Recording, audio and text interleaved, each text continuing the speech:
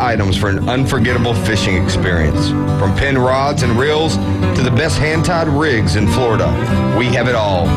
With the help of our friendly and knowledgeable staff, you can be sure that you have the right gear to make that big catch. Come experience a great local bait and tackle shop located directly off 98 on the west end of Panama City Beach, located just 5 miles west of Pier Park.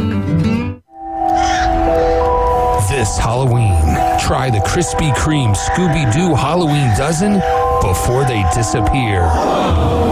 It's the Scooby-Doo Halloween Mystery Disappearing Donuts for a limited time at Krispy Kreme, with 2 locations in front of HCA Hospital on 23rd Street in Panama City and the Ross Clark Circle in Dothan.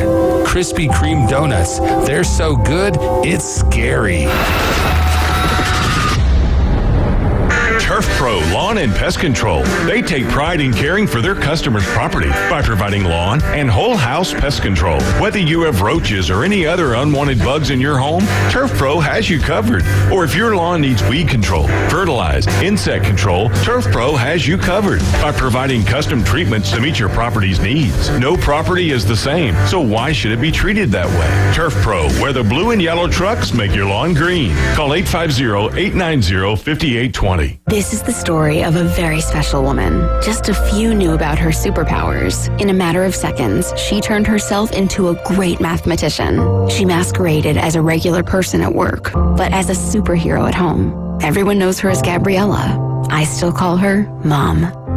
Your hero needs you now, and AARP is here to help. Find the care guides you need to help, complete with tips and resources at aarp.org/caregiving. Brought to you by AARP and the Ad Council. WGSX Lynn Haven, WVLQ Port St. Joe, the sports talk monster. ESPN Northwest Florida. Are you ready? Okay, let's begin. Trip.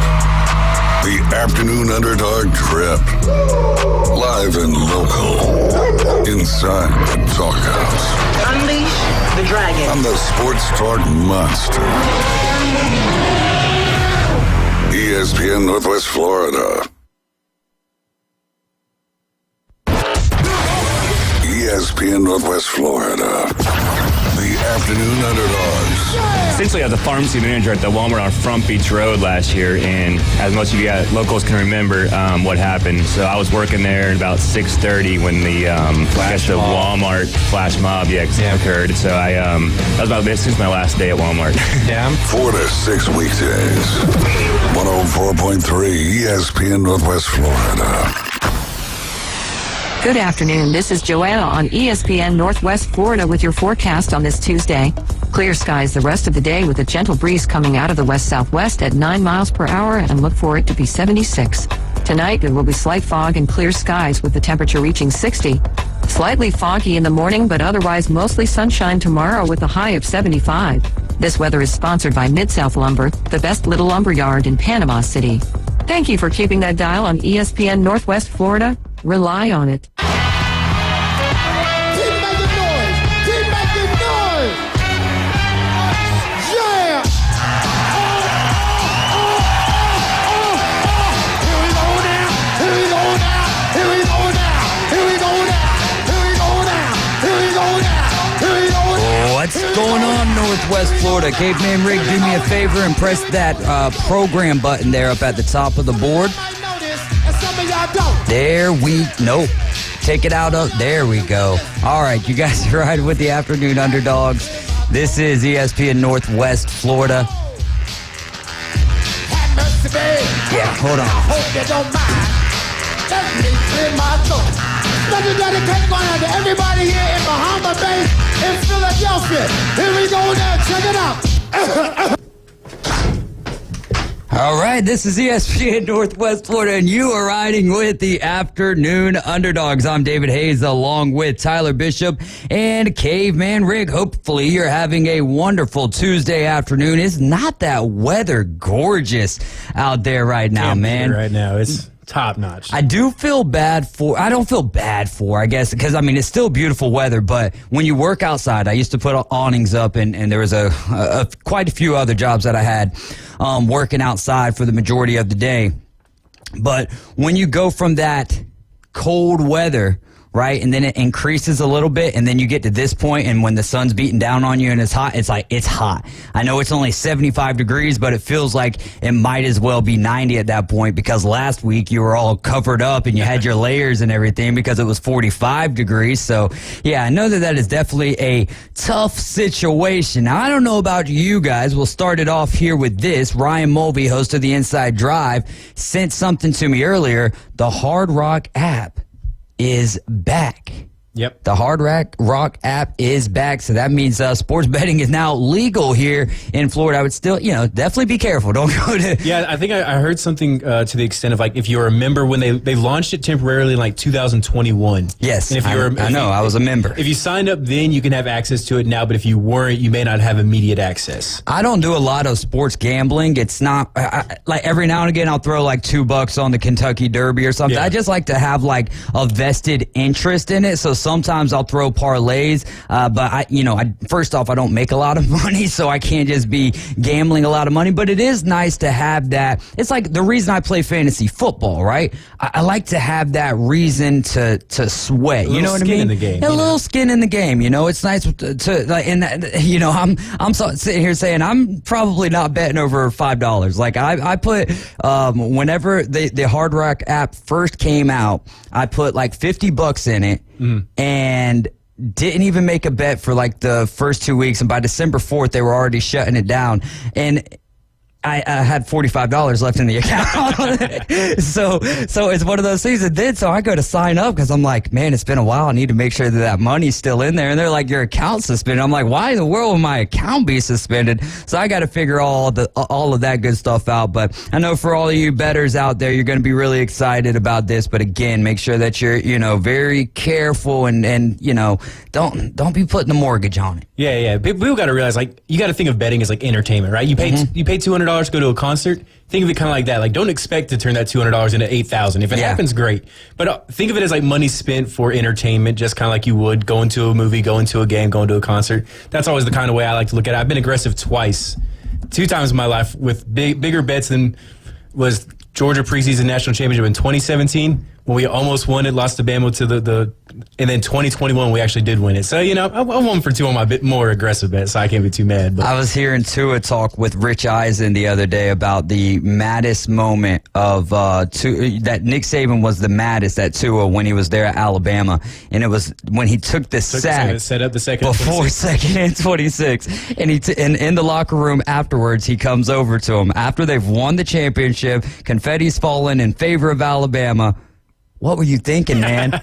I mean, talk about a good coach, you know what I mean? And then also, here's the thing, right? A good coach can be the greatest coach of all time, but if the recipient, if the student, if the learner is not accepting of that, then it is what it is. That's why you see guys transfer from Bama and Georgia. Like, those guys are those teams right now have been for the last 5 years. Very good teams competing for titles, putting tons of guys in the NFL. But you see guys leave.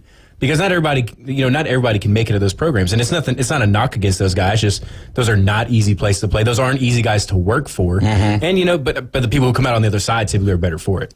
Yeah, but I'm going to be starting my coaching tenure this evening as a defensive coordinator. Hopefully, we can get Team Dynasty playing like some Georgia Bulldogs and some Alabama Crimson Tide defensive players to this point. But first practice tonight at Frank Nelson. Really excited to help Ryan Mulvey however I can.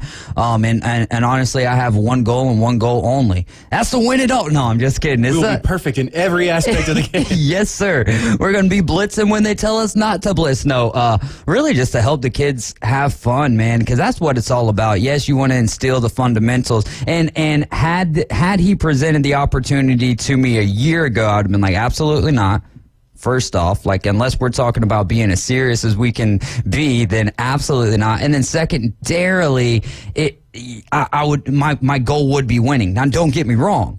I'm competitive. Like, I do want to win, but at this age group, man, we're talking about learning the game, having fun. Yes, we could be competitive, but when we lose, instead of just, oh my gosh, we lost, let's not focus on that. Let's focus on how we can get better and win the next time or put ourselves in a better position. And that's why I'm thankful I'm not the head coach. That's going to be Ryan Mulvey. He gets lost sometimes, Little League. Like, I play Little League sports. I mean, he did as well. Like, I still remember stuff from when I was like 8, 9, 10 years old from my coaches coaching you up. And like, people, I think that oftentimes gets like forgotten about for some of these parents that go out and volunteer their time. But like they sometimes forget the impact they have on these kids' lives, even 10, 15 years down the road. And it's awesome. That's why sports are great. Yeah, there was no intention of this. This is just kind of organic here. But yeah, man, two of my favorite coaches that I have passed on from this world, and Kevin Galloway and Coach David Keith as well. But yes, you're so right, dude. Like my dad worked with me a lot outside of practice, but when it came to practicing with our coaches and stuff, which now I look back on, it's like, wow, you know what I mean? That actually takes a lot of restraint. Now, he would also conversate with a coach, so if I was on the mound, then it would be one of those things, not in high school baseball, but in Little League baseball, sometimes the coach and my dad would let my dad work with me as far as pitch placement. So coach would call what pitch he wanted, and really, in Little League, you're talking fastball, changeup. Yeah. You know what I mean? Now, you try to throw the curveball and all of that good stuff, but it's a totally different game when you progress through the levels. But yeah, so my dad would work on location, especially, Greg Maddox. So that was one of the things, very thankful for my dad in that. But there was also other parents on the team who would try to coach from the benches, you know what I mean? And I remember Coach Kevin just being like, oh my gosh, dude, this is, it makes it tough, you know what I mean? When you've got so many irons in the fire. So that's one thing I'm thankful for my dad about, not like it's Father's Day or whatever, but, that he worked with me outside of things. And then because of that, that's when Coach let him work with us a little bit closer. But yeah, some of those things that just stick with you, man. And it's not like you think about it constantly, but you'll just be driving down the road and like, oh man, I remember that lesson there. Oh, yeah. So, and you just don't know how big of a sacrifice it is that they make to spend the time with you and to help you grow and to help you be the best that you can be. Because here's the thing about life, right? Someone teaches you something doesn't mean that it sinks in right there. It could be right then and there. It could be 20 years down the road, and then you're sitting there thinking about like, gotcha, coach. Yep. Gotcha, coach. That is the beautiful thing about sports. ESPN Northwest Florida presents the Bill Kramer GM and Kramer Marine and Outdoor Fall Football Finale. You can win a pair of tickets to Florida State versus Florida in Gainesville. You've got to listen to play Gator Trivia at 12:40 on the Inside Drive. We're going to be doing this tomorrow, November 8th. We're going to be doing it November 9th, and we'll be doing it on November 13th. For your chance to qualify, and we're going to announce the winner live on location from Bill Kramer GM and Kramer Marine and Outdoor.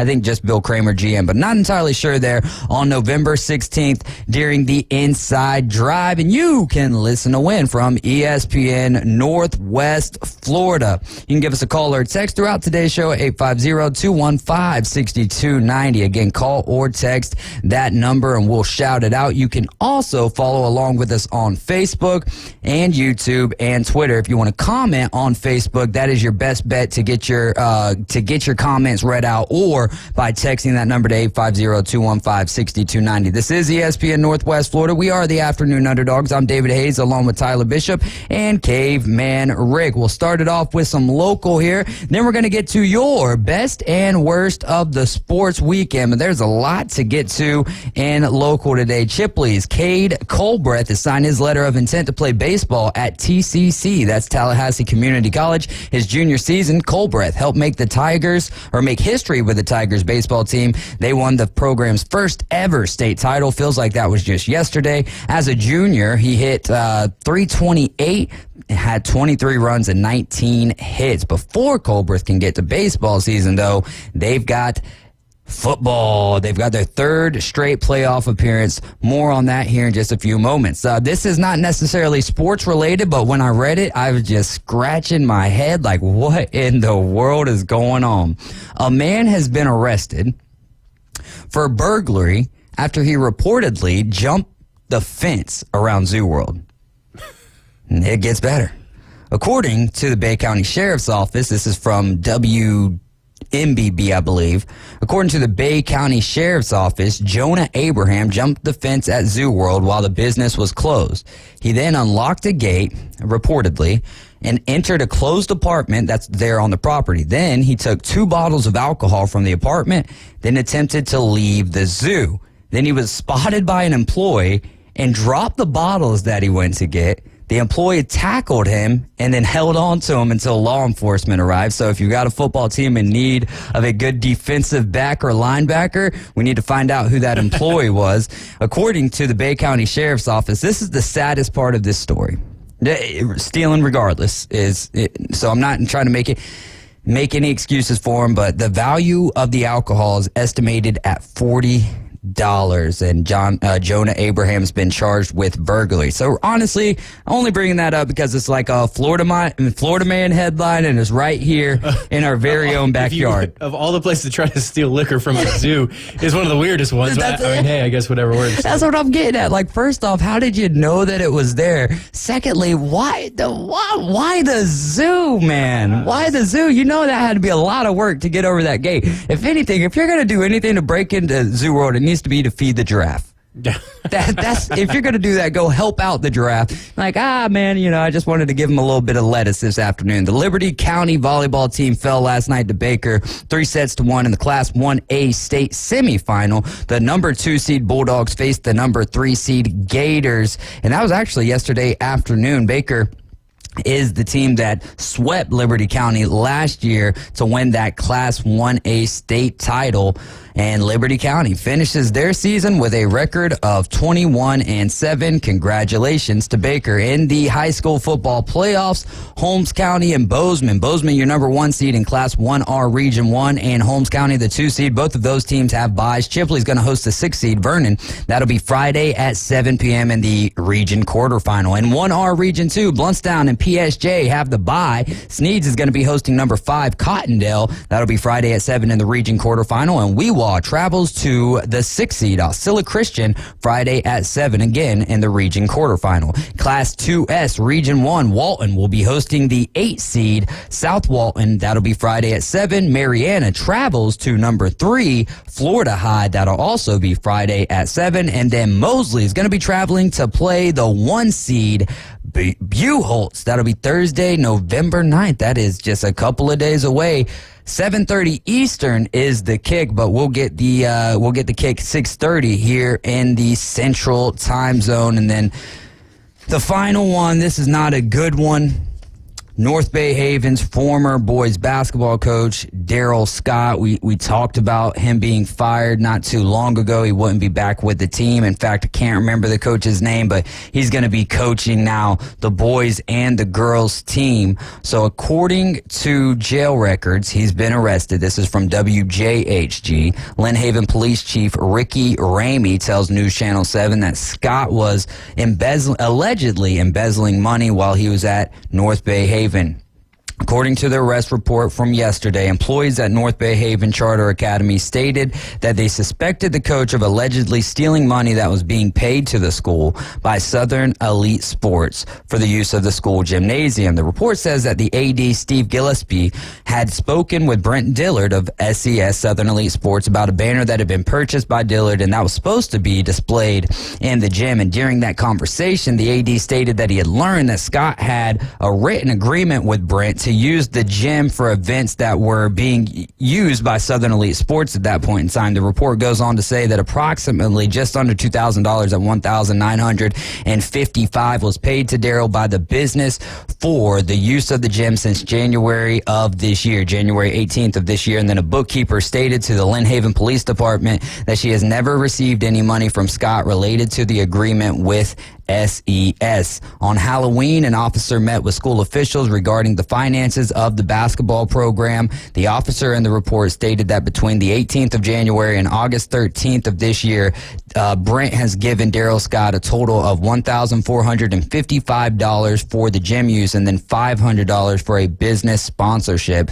So Daryl Scott, the former head coach of the North Bay Havens boys basketball team, has been charged now with felony grand theft. The Bay County jail records show Scott that he was booked yesterday afternoon.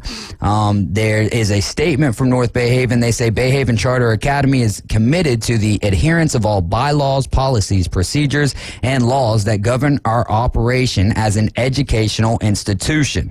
As such, we are extremely disappointed in the development surrounding this issue. As an organization, we will move forward forward and continue to provide our families with an exceptional experience as they participate in our academic and athletic programs. Give me a second here to get on over to my Facebook page so we can talk a little bit about the best and worst of the weekend for all of our listeners. Love you guys so much, and I really appreciate when you guys are commenting and whatnot, so that you can get yourself a little shout out. We'll start it off with Barrett. He says his best, Florida Elite winning gold. I feel like every week for the best and worst of the week, he's, something about softball. That is just absolutely awesome. Florida Elite winning gold in this weekend's tournament over there in Dothan. Also, Miami and Florida losing, showing how far the poverty schools have fallen. Man, like, if Florida State becomes rich and it's all of a sudden like, the worst, the Bucks losing to Houston. So gut-wrenching. Johnny Yankee Seed says, best is, I'm in first place in my fantasy football league, and I just had one of the ugliest wins ever. Second lowest point totals on the week. Worst is, every week, the Giants somehow make it worse than the previous week. Travis says, his worst is Florida losing in such good-looking uniforms. In parentheses, he says, burn them. Best is New Orleans being the only winner in the NFC South and being back on top. Ooh, King Turd on Crap Mountain. I did not even read that before. You realize halfway through that. Yeah, that's a pretty good one there. Nick Baldwin says, best, that Texans game and that game-winning drive. How much fun was that to watch? The worst, and Nick, just for those of you listening, is an Alabama fan. He says, the worst, the hit on Daniels. No one deserves to be hurt on such a play. An honorable mention for him is the running back for the Houston Texans who kicked that field goal. That was pretty cool. Sherry says her best is Arkansas finally won.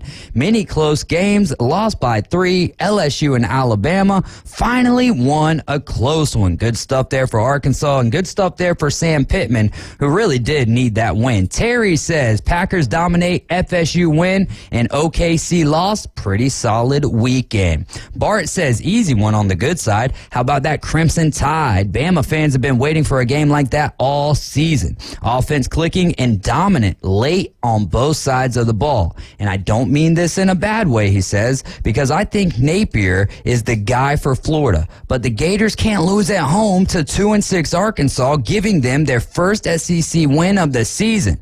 Florida better buckle up for FSU this year. That's a great comment there.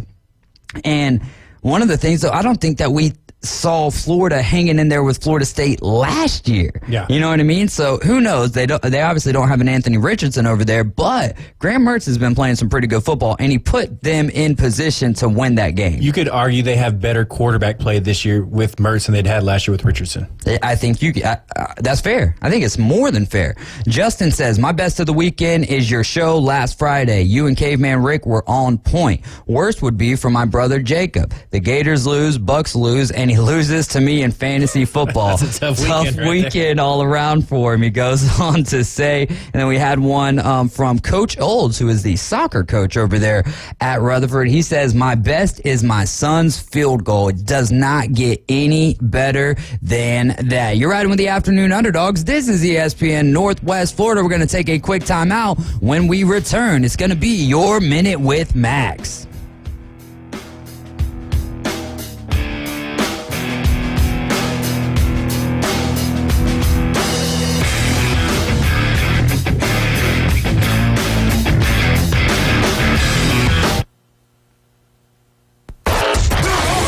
ESPN Northwest Florida. The Afternoon Underdogs.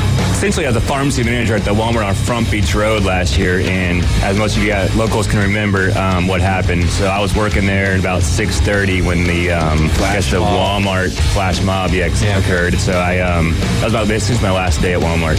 Damn. 4 to 6 weekdays. 104.3 ESPN Northwest Florida. Good afternoon. This is Joanna on ESPN Northwest Florida with your forecast on this Tuesday. Clear skies the rest of the day with a gentle breeze coming out of the west-southwest at 9 miles per hour, and look for it to be 76. Tonight, it will be slight fog and clear skies with the temperature reaching 60. Slightly foggy in the morning, but otherwise mostly sunshine tomorrow with a high of 75. This weather is sponsored by Mid-South Lumber, the best little lumber yard in Panama City. Thank you for keeping that dial on ESPN Northwest Florida. Rely on it. Take your next adventure in an award-winning Kia from Bill Bird Kia. Stop by Bill Bird Kia today and test drive a new Kia and see why everyone is talking about Kia. The new SUV family has movement that inspires, and we invite you to test drive the new 2023 Kia Soul, Seltos, Sportage, Sorento, and the Telluride. You can command the road in a sedan from Bill Bird Kia. Drive away today in a brand new 2023 Kia Rio, Forte, K5, or Stinger, and discover the all-new vehicle at Bill Bird Kia for you and your family. You'll get the perfect balance of comfort, safety, and technology. Bill Bird Kia is the original home of the 20-year, 200,000-mile warranty. Stop by 2435 East 15th Street, Panama City today, or anytime at BillBirdKia.com. Peace of mind you can trust at your local community dealer. Bill Bird Kia, 15th Street, Panama City. We're live and local. From Camp Helen State Park to the historic Martin Theater. Definitely time to let our hair down and have some fun. It's the Afternoon Underdogs. 104.3 ESPN Northwest Florida. Welcome back. You're in the doghouse. You're listening to ESPN Northwest Florida, 104.3 here in Panama City, 101.9 in Port St. Joe. Streaming live on Facebook, YouTube, and Twitter, all at ESPN Northwest Florida. You can comment along with us on Facebook, or you can call or text us at 850-215-6290. Now, one of our favorite segments of the week, and for 3 weeks in a row now, he's just ditching us over here, Tyler, but it is going to be your Minute with Max, who is a fan of the good old Chicago Cubs, and you guys have a new manager over there who's going to be counseling you guys in Craig Counsell. So what do you think of that pickup? Nice dad joke, Dave. I'm working on those. Hey, well, first of all, great to almost be here, be on via the phone. But we'll send you the address next week. I'm so pumped about that hire. I could not be happier about hiring Craig Counsell. I always, made the joke about it being a pipe dream, and I never thought that would happen. But the Brewers are the Brewers, and we'll always be Wrigley North up there. So I'm pretty pumped that we got a top 3 manager in baseball. Must be, one, obviously the biggest contract per manager since Joe Torre with the Yankees, and clearly they must be committed to spending money if they're going to be spending that much on a manager. That's more than most of the guys on the roster right now. So I'm pretty pumped about it. That's exactly what I was thinking. If you're going to, what was it, a 3-year, $40 million deal? 5-year, 40. 5-year. Okay, 5-year, $40 million deal. And for you to be making that kind of money, he did not take that job just for maybe he did, but if he took that job for 5 years, $40 million, I'm sure that he had to get a guarantee from the GM of if I sign this, I know we've got Dansby Swanson, we just lost Bellinger, we've got a decent staff here, but if we're going to make a real legitimate move, we got to have someone else. And maybe they weren't doing that for him in Milwaukee. How surprised were you, though? Have you done any digging and find out maybe what it was that he chose the Chicago Cubbies over going back to the Brewers, sticking with the Brewers, or the Mets and some of the other teams that he was really linked to? Yeah. He always said it was his dream job, which is kind of cool because he's from Wisconsin, and it makes a lot of those commercials a lot funnier now because they had a ton of, locally raised, committed to the community, our, local Craig Counsell, and now he took a job with the rivals. He said that's always been his, place he wanted to be a manager at. I guess as a player, too, you get to see all the stadiums and see the different atmospheres. And, of course, I'm biased, but obviously the Cubs are notorious for having a diehard fan base. And it's pretty cool that he really wanted to be a part of it. And he's overachieved completely with the Brewers year after year. The Brewers have one of the lower payrolls in the league. They're notorious for not really spending money and not having any bats, and he's won the division a ton of times with them in his tenure there, and a decade there is like a lifetime in sports. So I'm really ecstatic, one, to have gotten him out of Milwaukee, and two, to have him calling the shots for our bullpen, something that David Ross really lacked at, and doesn't really have the same managerial skill set as someone like a Brian Snitker or Kevin Cash. And those guys who just really get the game. So it should be just really exciting to see well-managed baseball. Yeah, and I mean, how are you feeling about the David Ross situation, though? Because it's like he stuck with you guys through the rebuild. Y'all were on the brink of making the playoffs this year, and of course, it's exciting to get Craig Counsell. But man, do you feel bad for David Ross in this situation? You feel for him, but he some of it's self-inflicted too. Obviously, everyone will always remember his homer in Game 7 and managing how he did, but. He didn't have a great roster, but over the years, he probably went from being looked at as possibly an average manager to a significantly below average manager. Blowing that, the team got it pretty hot at the right time, but he never really made the moves that like the Gabe Kaplers do, Bruce Bochy's, Kevin Cash with the Snickers, where you adjust on platoons based off the lineups and stuff, and a lot of his bullpen decisions and decisions in the outfield ultimately cost us making the playoffs, and it's pretty tough once you're in that situation where we were pretty much at like an 82 or 85% chance to make the playoffs with 3 weeks left in the season, and then completely imploding, which some of it's on the players, but some of it definitely falls on the guys he put in the bullpen to close out those games after blowing it. So it's tough, but it is what it is. Awesome. Real quick break. I don't know if you were listening, Max, earlier. I was talking about a story from Zoo World. I don't know how I saw this on the news today. So that story that we were talking about, stealing the alcohol from Zoo World, was from 2018 during spring break. So if you were like me and saying, make it make sense, there it is. Now it makes plenty of sense. So that was back in 2018. So all right, the Angels, the Astros, the Brewers, and the Padres now all looking for managers. What's the likelihood that David Ross heads to Milwaukee after this? Probably low. Yeah. I wouldn't be surprised if the Padres interview David Ross, but more so just to kind of get some ammo and better scouting on guys, just since Juan Soto's been in conversations for possible trade destination with guys like Christopher Morel and other players in the organization. But I don't know. I could see that would be such like a Los Angeles Angels move to hire him, just someone who didn't fully achieve, and they think that'll be the next guy to help them, make moves. But they're not even going to retain Ohtani, so they've got a long road ahead of them here. Oh, how do you know? They've already, presented him with the qualifying offer. Yeah, he already packed out his locker, so I think he's out. So who do you think takes over? We'll just go through those teams and give me your best bet to land there. Who ends up managing the Angels? It's really hard this early on because some old players end up putting their names in the mix. The only one that I would think makes a lot of sense is with the Astros is Joe Espada getting that job. He's been that bench coach for so long, and the players all really like him. Has really good communication with the Latino players on the team, given how many Latino players are on the Astros. But I don't think you can really say who is going to be the manager for a lot of those other clubs yet, especially for the Brewers. I think came as a shock. I think there was a lot of people thinking that he was going to go to the Mets, Frank the Tank included. Oh, good. Another tough day for Frank the Tank. He had a great meltdown about it. But instead of Craig Counsell, instead of Craig Counsell, they get a $5 billion battery instead. Yeah, exactly. They get a nice little batting park.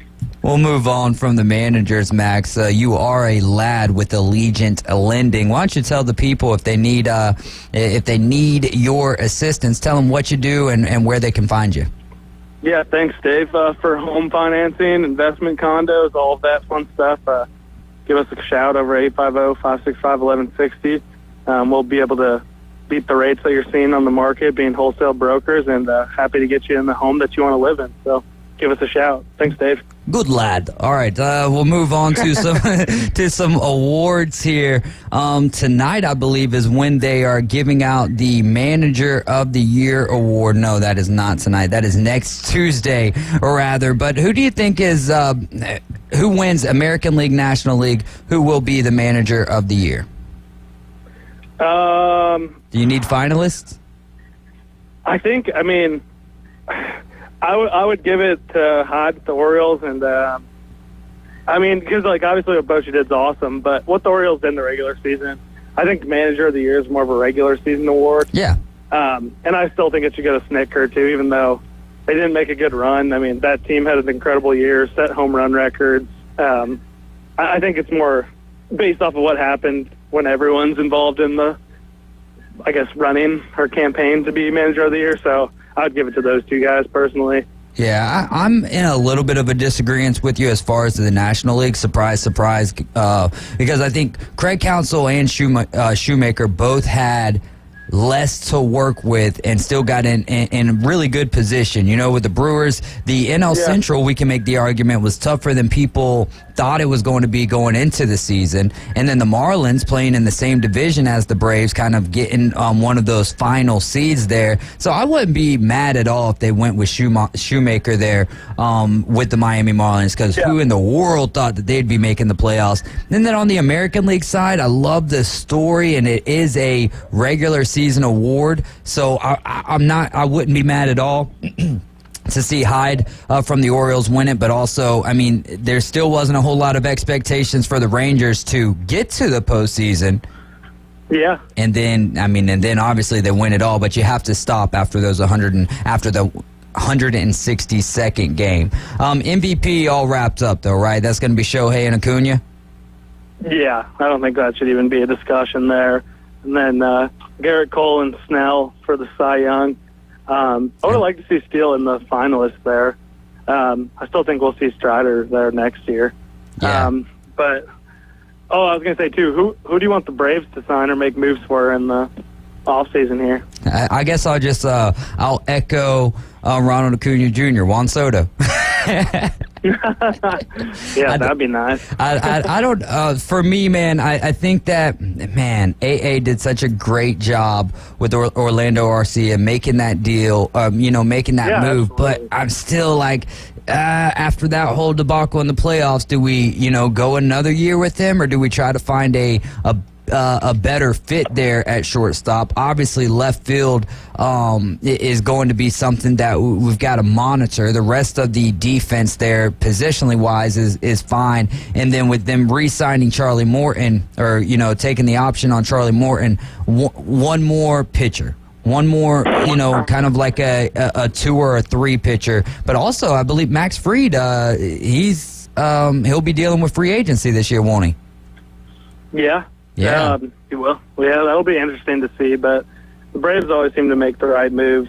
But for me, everyone wants him, but I would love to see someone, especially it be the Cubs, sign Yoshi Yamamoto.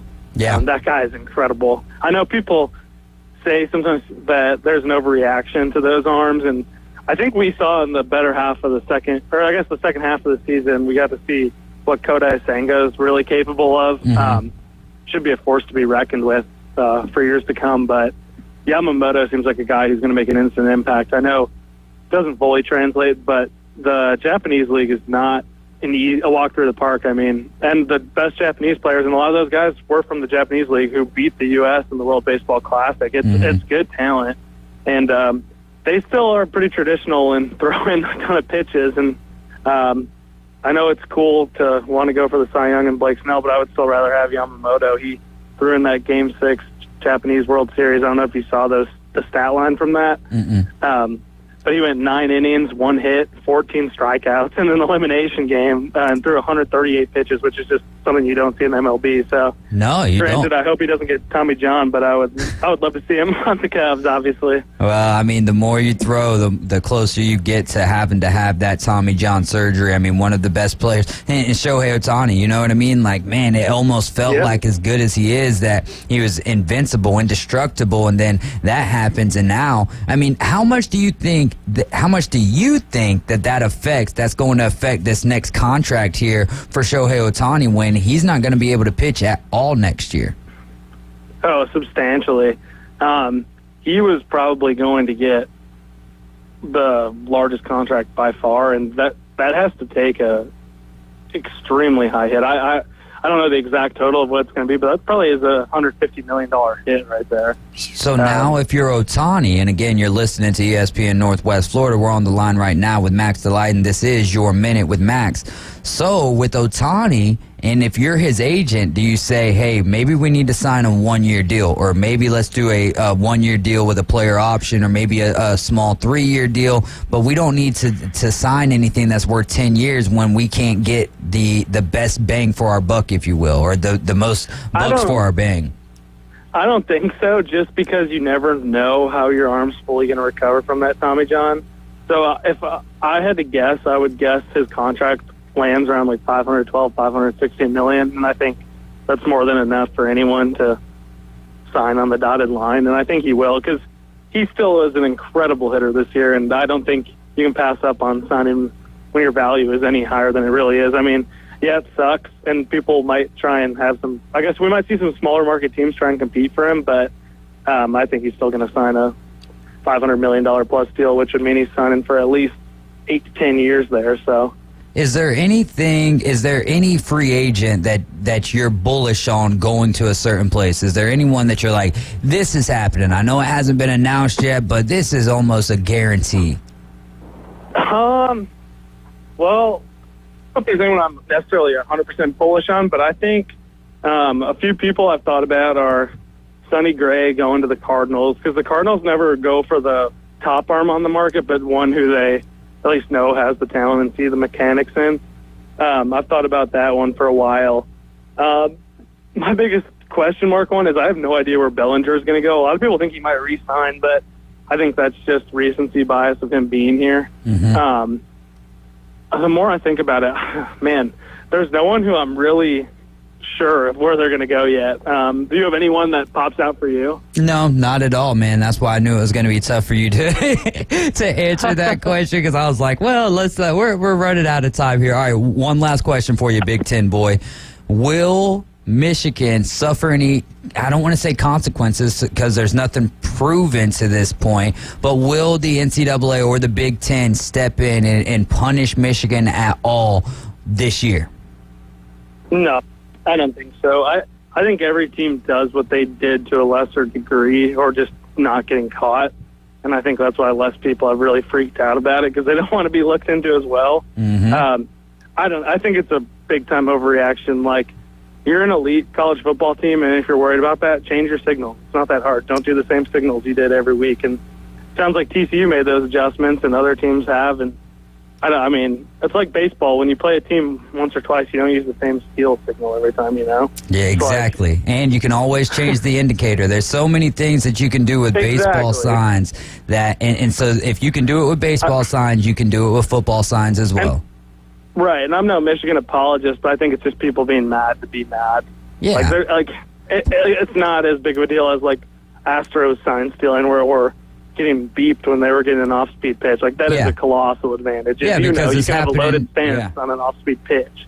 Exactly, because it's happening right there live. Now, still, if they're breaking rules, you do got to answer to breaking the rules if it's in the books. As far as stealing, and me and Tyler will talk about this a little bit more. But I guess my thing is, and it kind of ties in with what you said, why are people getting so wrapped up in this, so up in arms for a team that gets to the playoffs, has an undefeated regular season, and then dips out in the first round? Like, I guess maybe. If it was Bama, can you imagine? Oh, if it was Bama, everyone would say vacate all the titles. Like, so many asterisks being thrown around everywhere. You get an asterisk. You get. Oh, it'd be terrible. Yeah, boy. I tell you what, man. I hope that day don't ever come, Max. And with the current climate, I'm sure Georgia would get the same type of thing. Not as much as Bama, but pretty close. Oh yeah, everybody would assume Kirby learned it there. And yeah. There you go. You got the ties. All right, real quick here. Jim Harbaugh, NFL next year, or will he be back at Michigan? He'll be back at Michigan. He loves it there. He's going to be with your Chicago Bears. Hey, everyone's like, oh, he'd love to be at the Bears. But like, would you really want to be at the Bears? Look at that roster. Look at everything going on. Do you really want to do that? I think Brandon Staley keeps on taking too many of those, fourth down chances in the wrong parts of the field back over there, or he could go over to the Chargers. But Max, one more time, give out your number and where people can reach you and what it is that you do. Yeah, thanks, Dave. Reach me at Allegiant Lending Firm. 850-565-1160. Say that a little slower so people can actually hear it. Sorry, my Midwest. We Allegiant Lending Firm. Yeah, we're able to do any home financing for you or investment properties.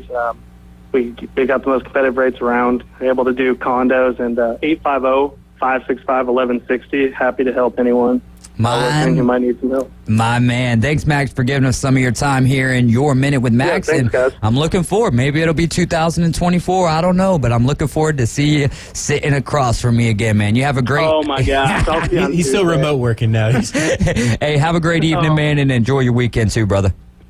Thank you. See you guys. Yes, sir. That's Max. Maybe. That's Max Delyden. Great guy, great friend of the show, great friend in general. This is the Afternoon Underdogs. You're tuned in to ESPN Northwest Florida. Do you want to win $25 to Bar Burritos? And then call me right now, 850-215-6290. We'll be back in a jiff.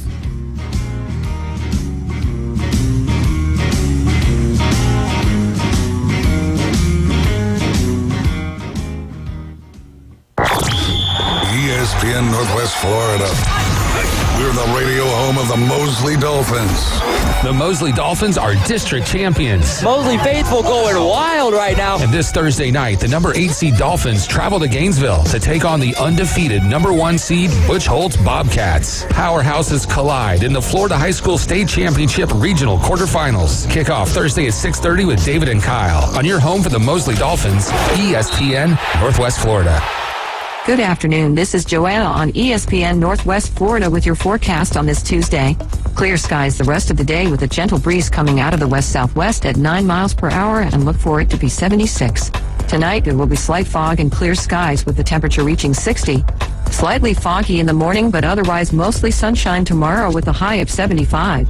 This weather is sponsored by Mid-South Lumber, the best little lumber yard in Panama City. Thank you for keeping that dial on ESPN Northwest Florida. Rely on it. The holidays can be a stressful time for you and your pets. If you plan on hosting events in your home, it is important that you make sure your dog is prepared and comfortable. Brought to you by the Humane Society of Bay County. Holidays with Dogs and Guests is an hour-long class that will help you understand your dog's behaviors and how to correct them in a busy setting. Learn commands, distractions, and ways to redirect unwanted behavior by joining us November 11th at 10 a.m. Class will be held at our thrift and gift store. For more details and to register, visit adoptme.org or call 850-640-4708. Los Rancheros has been doing it right for 20 years. Los Rancheros brings a top-shelf dining experience to you with the opening of their beautiful new building.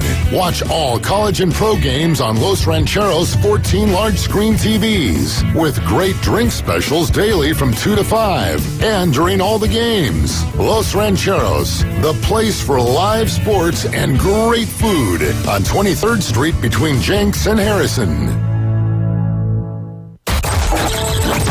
He likes to idle his Kia while eating almonds and listening to Lincoln Park in the Walgreens parking lot. White people love trail mix. David Hayes is part of the Afternoon Underdogs. Oh, they love it. Love it. Eat it every day. ESPN Northwest Florida. They love it.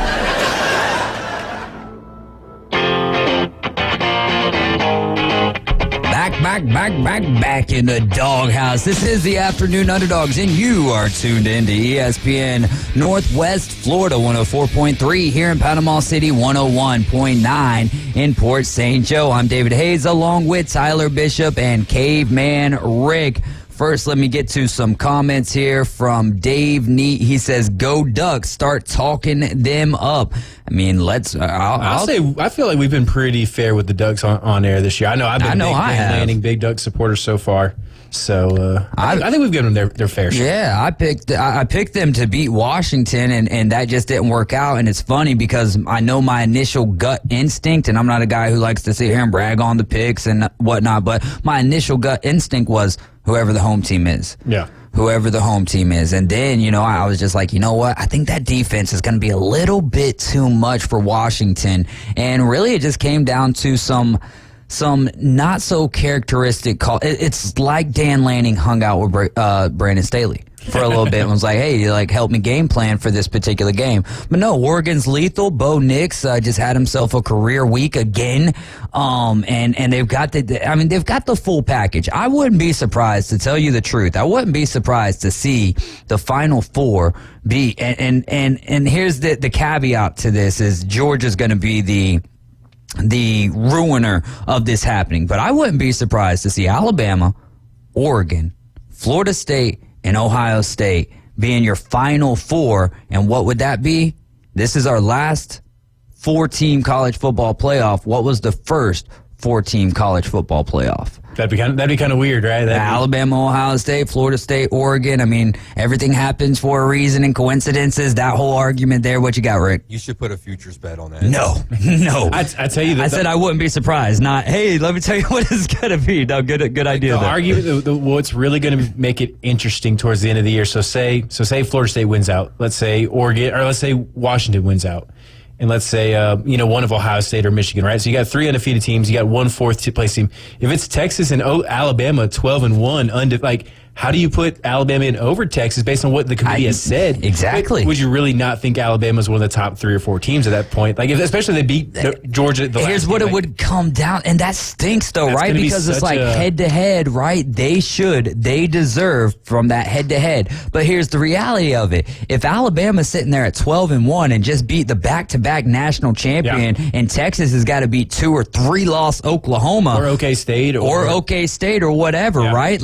And you look at the schedule and you go through and you're just sitting there like, okay, huge win, huge down by whatever to Tennessee, and you come back and win. Because there's not a question in my mind. You put Jalen Milroe on the field right now and he's playing Texas, Alabama wins that game and wins that game convincingly, I would say, but meaning 10 points or more. 10 points or more. But what ifs don't count in this game of football. That's going to be a really, if it gets to that point, that's going to be such a crazy, because you kind of almost know what's happening, but at the same time, how do you lead them out of that? It's going to be really wild coming down the stretch. Exactly. Boston Tim earlier, when we were opening up the segment talking about our coaches, and he brings up fundamentals was one of the things that he learned, and also one I like a little bit better. And this is so true, and it's so hard to understand this for a very long time. I think even when you realize it, and then sometimes you find yourself in bad company to some extent, and it's kind of hard to get away from sometimes. He says, show me your friends and I'll show you your future. That's from his high school varsity basketball coach, Jim Hart. He says it still rings true. Thank you so much for the text there, Boston Tim. Let's get to our trivia question here for Traffic Jam and Trivia. Under which coach did pro wrestling superstar Lex Luger play football in college? You've got 4 options here: Bobby Bowden, Barry Switzer, Joe Paterno, or Tom Osborne. Under which coach did pro wrestling superstar Lex Luger play football in college? Give us a call now at 850-215-6290. That's 850-215-6290. And we're going to be giving you $25 to Barbaritos and a 12-pack of Buffalo Rock. I think we can get to your picks in the final segment since we don't have Max here. I was going to try to do it in this segment, but yeah, we're going to be going into college football here in the next segment, so we'll probably recap some of those things we talked about. Definitely wouldn't mind hopping into your thoughts on the whole Michigan situation, but first, whose comeback was better? We'll go over to the NFL. Whose comeback was better? Was it the Vikings or the Texans? I think it's got to be the Vikings. I think, with you and I both took as many practice reps as Josh Dobbs did with the Vikings. Yeah. If you think about that, he was having to practice taking snaps from that center, letting that center kind of learn his cadence as he was calling for the snap. The fact that he took 0 practice reps with the Vikings, went in on the second drive, led them to a win. Come on, that's just insane. Especially for a guy who's not considered an all-world quarterback. If Patrick Mahomes kind of went out and did that, that'd be okay, it's Patrick Mahomes. Mm-hmm. But this is Josh Dobbs, and I don't mean any disrespect to him, but for a guy that's not considered a franchise guy to be able to do that in 3 days, super impressive. Yeah, when your quarterback comes in and says, and you're learning the offensive lineman's first and last names, and he says, that's stuff for next week, and then has to come into the game. That's wild. What about for you, Rick? Whose comeback was better? Was it the Vikings against the Falcons or the Texans at the house against the Buccaneers? Texans all day. You got to, C.J. Stroud. That ending of that game was just amazing. How can you not argue that? That's it. Oh, I'll argue it all day because for me it is the Vikings because Josh Dobbs. But what Stroud is doing is, and I'm going to get MVP caliber. Oh, it is, and I love it. But I want to kind of give both sides my thoughts on this, and that's a great pick. I think in all reality, I think either one of these are good picks because they've got certain things that stand out. With Josh Dobbs, it goes back to what Tyler Bishop said about not having any familiarity, not even taking any practice snaps, just getting traded on Tuesday. And good for the Arizona Cardinals to turn nothing into something there for him. You know what I mean? Josh Dobbs has played on 5 teams since week 15 of last year. I don't even got time to read all of those teams off. And the Falcons defense, I mean, the Falcons and the Buccaneers, they played a few weeks ago, and they, both kind of evenly matched teams. But then you add the other thing. The Vikings are on the road. There's no Justin Jefferson. It's not your full allotment of squad of how good your wide receiving core could be. For C.J. Stroud, I mean, golly, 470 yards, rookie record, 5 touchdowns. Tank Dell and Nico Collins and Dalton Schultz as well. It seemed like it was the week of the tight end outside of Travis Kelce last week in fantasy football, rather. So yeah, I was thoroughly impressed with the Texans. But I'll say this too: the week prior, C.J. Stroud loses to Bryce Young and the Carolina Panthers at the house. Yeah. You see what I'm saying? So it's like, all right, yeah, like MVP caliber when he's at the house. He's at the house. And it's a beautiful thing to watch him play this game and to get better and then for them to not have a kicker and have to go for 2-point conversions. And then they bring in a running back and say, you know what, kick this thing. And he does, and they make it. And now that just provides that extra oomph, that extra momentum. So for me, it is the Vikings, and we'll go back to Rick here. Yeah, I was just going to say, for me, it's Stroud more. There's more expectations with him, being the second overall pick. Dobbs, if he would have failed, it would have been like, well, he was kind of expected to, and if, he had success like he did, then it's like, man, this guy's like pretty awesome, So because of the expectations, going into everything, that's another reason why I would take Stroud over Dobbs, I think. I mean, a lot more pressure on that guy. I get you on that. Like, I definitely take that into account now, right? Like the fact that there's those expectations and stuff, but we're also talking about a guy who for 5 weeks, for 9 weeks now has been, the quarterback. He's been with these receivers and everything. And so when you ask the question, what comeback was better, to me, it's that's why it's the Vikings too, is because, I mean, you can take expectations out of out of consideration here. Nick says, I love how Dobbs is getting all the credit and no one is talking about how Atlanta's defense blew it in that game. I mean, they did it against Will Levis as well. Yeah, I'll give you some credit there. But also, if you're going to use that, Nick, then we can go straight to the Buccaneers defense and leaving wide receivers 10 yards wide open. Yeah, so at the same time, we can give the credit to the defense all day long. But you gotta know, Nick, my friend, that a guy who has no game plan, has no idea, I'm surprised he even wore shoulder pads. I'm surprised he even had a helmet that fit him that had the logo of the Minnesota Vikings on it. And for him to step in and not know the playbook, he might have had like 8 plays or something, like, hey, this is what we're going to go with. So that's even worse on the Falcons defense to an extent too, because it's like, well, dadgum, we knew what they was going to run, we just couldn't stop it. And then for him to be able to utilize his legs and everything, I don't know, man. For me, I love the conversation though, and there's no wrong answer here. Yeah, no. I mean, obviously, just the whole Josh Dobbs thing is just fantastic. They were saying they were having to draw up plays on the sideline to help him understand and everything. But kind of to Rick's point about the expectations for the Texans, that's a huge come behind. To see Stroud pull that off is huge, and it makes you feel even better about him going forward. But the Josh Dobbs story is just insane. Well, and another thing, the expectations of all of that as well, right? For C.J. Stroud, number 2 pick, Houston Texans, very young team, but also he's kind of putting on for some extent for Ohio State quarterbacks who have gotten a bad reputation in the NFL to some extent. We're going to go over to Dale, who wants to play a little trivia. What's going on, Dale? Where are you calling from? Panama City. Panama City. Under which coach did pro wrestling superstar Lex Luger play football in college? Was it Bobby Bowden, Barry Switzer, Joe Paterno, or Tom Osborne? I'm thinking Joe Paterno.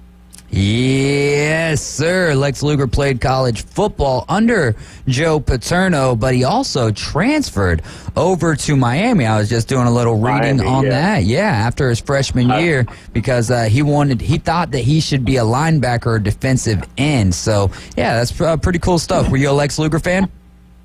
Yeah, I was, actually. Who's your favorite wrestler of all time? Oh, I got to go with the Road Warriors. The Road Warriors, yeah, you cannot go wrong with that. Yeah, well, Dale Duke, who's your college football team? Alabama. Roll Tide, man. What's been your thoughts on the progression in this season, specifically for the defense and for Jalen Milroe? He has upped his game. I think he's matured. He's learned the offense, and I believe, like you were talking earlier, I think they would take Texas if they see them again. Yes, sir. Well, Dale, do me a favor and just hang on the line. Caveman Rick's going to grab a little bit of information from you, okay?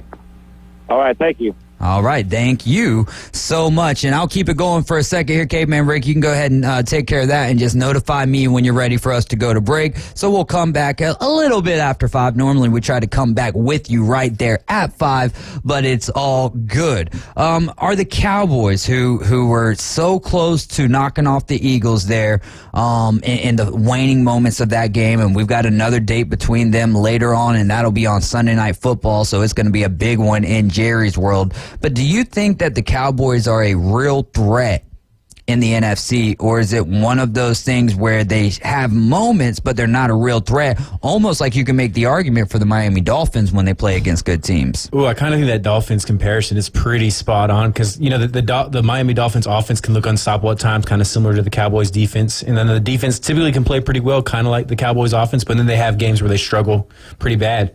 I want to say they're a real threat, and like I said, that defense will keep them in a lot of games. And if Dak is rolling, he can be a pretty darn good quarterback.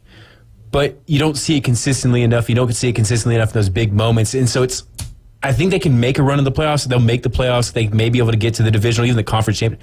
I just don't know if I'd have any confidence in them right now to actually make a legitimate push. And if they were to make the Super Bowl, make a push in the Super Bowl. I almost need to just start comparing the Dallas Cowboys to the Michigan Wolverines.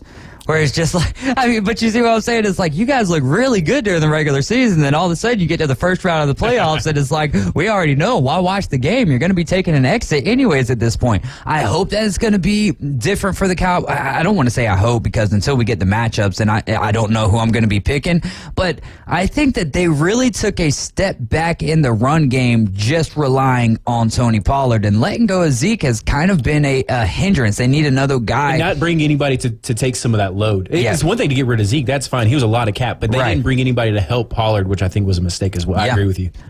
Let's see. C.J. Stroud. Would C.J. Stroud be just as good in the Panthers system? Do you think that the Texans' offensive line is better than the Panthers? That's a huge question, right? Probably. I would say so. They got Laramie Tunsil, kind of established one of the better left tackles in the league. Most important position on the offensive line. Position. I can't say I'm super familiar with either of their offensive lines. I would say with the Reich's history of coaching quarterbacks, I think he would be a very good player there. I think the Texans are... The Panthers have a lot more established players. They've got Thielen, they've got Sanders, they've got some guys like that. But I think the Texans have some more younger, skilled guys with higher potential. Like a better culture.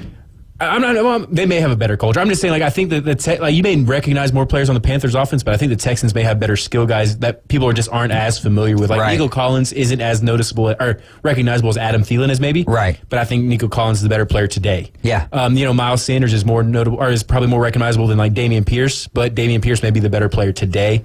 So it's kind of an interesting balance. Like, they're a little bit more seasoned on the offensive side of the ball, but they may not be quite as explosive because of the wear and tear on them.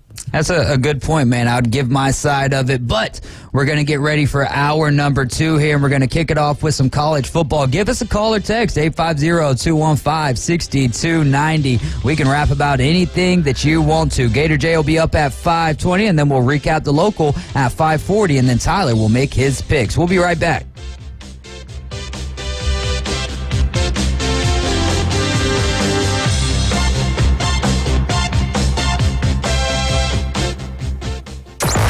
The PCB Hobby Takeover with Todd. Mondays at 5:20 on ESPN Northwest Florida. That is a very high-end card and very rare. Todd talks about coins, trading cards, collectibles, and the amazing stories behind them. It was the first one that's ever come through my door. Plus, we'll be taking your calls and questions at 850-215-6290. The PCB Hobby Takeover. A platform for you to do your hobby. Mondays at 5:20 on the Sports Talk Monster. ESPN Northwest Florida. This is Joanna with ESPN Northwest Florida with your Tuesday's weather. Tonight there will be a calm wind, a mixture of slight fog and mostly clear skies and 58. Some sun and slight fog tomorrow morning, about the same at 73. In the afternoon and evening, mostly clear and a gentle breeze right around 9 miles per hour with a high of 74. About the same at 70 Thursday, and we'll have some sun. This forecast is brought to you by Earthworks of Northwest Florida. Thank you for keeping that dial on ESPN Northwest Florida. Rely on it. Golf is a game that should be fun, but to have the most fun, you need to play your best. That's where the experts at Golf Plus come in. Their friendly staff will guide you through the buying process, answer all your questions, and can help with any repairs you need along the way. Golf Plus is your custom fitting, club repair, and golf retail shop. Golf Plus staff is non-commissioned and will work with you to find the best product for your game, just like they've been doing since 1988. Golf Plus in Dothan and Panama City Beach. Fitting, repair, retail. That's Golf Plus. We're the radio home of the Mosley Dolphins. WGSX Lynn Haven, W Field, Q, Port St. Joe. ESPN Northwest Florida. With over 65 years of combined experience, Instant Replay Sports Cards is happy to help you take your collection to the next level. They carry all the new hobby boxes, signed memorabilia, and supplies. New and vintage cards in Pokemon. They sell and trade cards and are always looking to buy. They're an authorized source for Topps, Panini, Upper Deck, and Leaf cards. Instant Replay Sports Cards is open 7 days a week at 752 West 23rd Street, down from Academy Sports. It can always be reached at InstantReplaySportsCards.com. In your face. Questionable calls all over the NFL this year. On the field. Quantify, to put a value on momentum, you can't do that. And in your radio. Hashtag NFL rigged. Now back to the Afternoon Underdogs. ESPN Northwest Florida. We're back for hour number 2. This is the Afternoon Underdogs. I'm David Hayes along with Tyler Bishop and Caveman Rick. You're listening to ESPN Northwest Florida, 104.3 in Panama City, 101.9 in Port St. Joe. Don't forget about the Coach James Hale Show. Wednesday is Bay High Day with Coach Manley, and I don't know if Coach Brown will be on the line with them this week, but Coach Manley should be in studio unless he's going to be playing some golf over there at the beautiful Bay Point Golf Course, which brings me to our next show, The Inside Drive with Ryan Mulvey and Jay Henley from 11 a.m. to 1 p.m. And then the Afternoon Underdogs will be back tomorrow at 4, riding until 6. Mike Vrabel's named Will Levis the starter over Ryan Tannehill, and the Rams have signed Carson Wentz. In a segment I wanted to get into here in the opening of the show at 4 o'clock, say what? On this date in college football history, Herschel Walker carried the ball 47 times for 192 rushing yards against the Gators. Walker scored 3 touchdowns that game. Georgia overcame a 14-point deficit to defeat Florida 26-21 in Jacksonville. This one's crazy. Nikola Jokic recorded his 108th career triple-double on Monday. That now passes LeBron and Jason Kidd for the most in NBA history. We'll get over to Wright State Chris here in just a minute, Caveman Rick. I appreciate that. Last night, the Jets and the Chargers combined for 13 sacks. That is tied for the second most in a game in Monday Night Football history. JMU's victory over Michigan State in college basketball last night is their second ever versus a ranked opponent. Monday, going into that game, they were 1-42 against ranked opponents. They handed Michigan State their first ever home loss in November under Tom Izzo. They were 73-0. Michigan State is the first AP Top 5 team to lose its season opener against an unranked opponent since.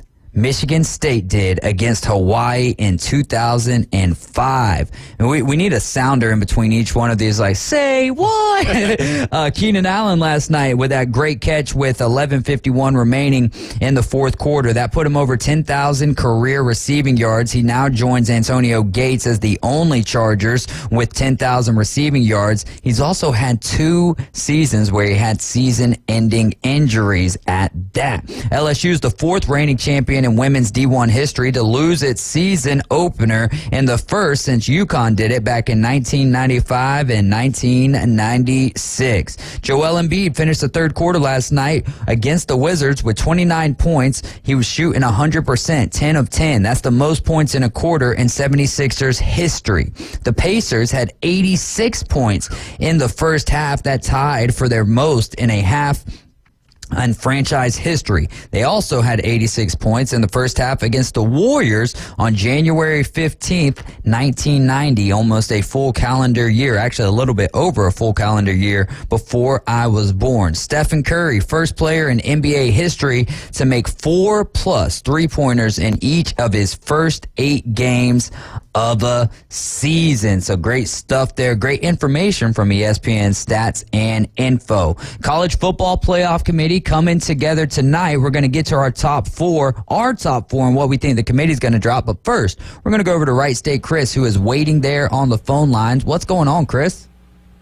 How y'all doing this evening? Phenomenal, man. How are you? I'm doing great. Are you looking for the sunshine right now? My phone died, just letting y'all know. Okay, all right, that's cool. So I just want to throw some hypotheticals out there just to stir the pot a little bit. I sent a text earlier today, but earlier this year I said that LSU would be the team coming out of the West. Completely wrong on that. Alabama's the cream of the crop. They've risen. I want to apologize to David. Alabama looks great right now. So let's say Alabama takes care of business in the SEC championship game. You got a no-loss Big Ten champion, a 1-loss Texas, and a no-loss FSU. So who do you leave out? Does Georgia stay out? Does Texas stay out? Who would you put in the top 4 if Texas wins the Big 12, Georgia loses the SEC championship game, and Florida State remains undefeated, and Michigan and Ohio State remain undefeated? So with that being said, that means that we don't really have any information on what's going on with Washington and Oregon in this particular hypothetical. I'm going to assume that Washington lost. Okay, all right. So we've got Oregon as the Pac-12 champion sitting at 12-1. We've got 13-0 FSU. We've got Bama beating Georgia to be 12-1. Georgia 12-1 at that point in time. And then you've got OSU or Michigan. Who do you have winning that game? OSU, Michigan. Not you know what? Just to make it spicier, I'm going to have Michigan winning because Ohio State's got a better resume to this point in time. All right, so 11-1 Michigan and 13-0 Michigan, provided that they don't lose to Penn State, and a 11-1 Ohio State team. I think the committee should just come together and figure out how do you make this a 6 or 8 team playoff. If it comes down, I've been screaming that all year. Dude, I think I would go with I would leave out the Ohio State Michigan loser. As much as people want to, hype on those guys, but if you look at the Big Ten, especially, you're not going to be impressive in your conference championship game because whoever it is that you're going to be playing, which looks to be Iowa, who can barely score 10 points a game, then for me I would leave out the Ohio State Michigan loser, and I think that would be an unpopular opinion, maybe not here, but across the sports world. I think you'd end up with the Michigan, Florida State. I think it'd go Texas, Bama. I think Oregon gets left out in that scenario. You there, Right State Chris? Yeah, I'm barely hear y'all a little bit. I don't know if you can turn y'all's volume up a little bit. Yeah. So is that a little bit better right there? Yeah. Okay, all right. So with that being said, so you can hear me a little bit better, I would say I would leave out the Ohio State Michigan loser at that point. And James Kelly says conference championships matter. I get that. But if you're sitting there and you're looking at an undefeated Georgia team going up against and it's between them and Michigan, and Georgia lost close to Alabama, and Michigan beats Iowa, is that impressive? Is beating Iowa impressive? A team who can barely put 10 points on the board, is that impressive? So if we're talking about the 4 best teams, I don't know, man. And here's the problem with it. This is the problem, right? I mean, we still have a lot of chaos and all of that good stuff, catastrophes to ensue, but this is the issue with it, is now we're having to pick the 4 best teams from this situation. You know what I mean? Like when we've got Oregon and Washington over there sitting with 1 loss, you're going to have Michigan undefeated. So how do you keep, and that's another good thing though, is how do you keep Michigan out of the playoff? How do you keep them out if they're undefeated? I get that. And that's why I'm saying, like, the best I can do, James, is give you my opinion. The best I could do, right, State Chris, is give you my opinion, and it is not going to hold no weight because David Hayes ain't nowhere near the College Football Playoff Committee. You know what I mean? So who would you leave out, right, State Chris? Man, I mean, I hate to say it because I'm a Big 12 guy, but okay. So I know with seeing my eyes that Georgia is, if not the best team in the country. You know, they're right there with Alabama. I know the Georgia fan right next to you is probably like they're the best team in the country. Mm-hmm. You know, Florida State would have a strong contention for number 1, but I would have a hard time putting Texas in, even though they have the win over Alabama. But like you said, if they played now, it'd be a completely different game. I'd have a hard time leaving Georgia out over a 1-loss Texas team. You know, if it was a close SEC championship game, which we still haven't seen if Georgia can win an SEC championship game against Alabama at this point in time. And, you know, I would, you know, just looking at resumes, I would put Ohio State in over Michigan, you know, if Ohio State was a 1-loss as opposed to Michigan. But, you know, there's way too much, like, this was the year everyone was complaining, like, the last couple of years that, you know, like, the top 2 teams in the country are way better than everybody else. This is the year I think that changes everything up. And I would love to see, you know, the 12-team or the 8-team playoff start this year, but that's not going to happen, obviously. So, obviously, the SEC winner's in. I don't think the SEC would get 2 in unless there's a lot of 2-loss teams out there. But, you know, someone's going to have an argument saying that they should be in this year over other years, I feel like this year is going to be the year where there's going to be a lot of screaming and everyone's just going to be like, well, let's just wait till next year. Yeah, so. I mean, it's and I guess if we can take the silver lining from this, right, is that some of those New Year Six bowl games are going to be absolutely awesome because you're going to have some matchups that, yeah, it's not, you know, you're not playing for the college football championship at this point, but maybe we'll get some of these players to not opt out of the bowl games because, like, dude, the pride for your school is on the line for this particular game. Right, State Chris, thank you so much for the call, my friend, and we're going to talk a little top 4 right here, all right? Appreciate y'all. You have a great evening. Yeah, you do the same. That is right, State Chris, and we are going to dive into our top 4. Let's start with, what do you think the committee does? What do you think the committee does this evening? Pretty much as soon as we get off the air here, they're going to be going through it. I will say last week I feel like I nailed the top 5 or 6. I know I nailed the top 5 for sure. I don't know if I got number 6 exactly correct. I'm thinking this week, I think Georgia moves up to number 1. I think it's going to be really tight. We don't know. It's not like the AP poll where we see the points or anything and see how far away is one from 2 is.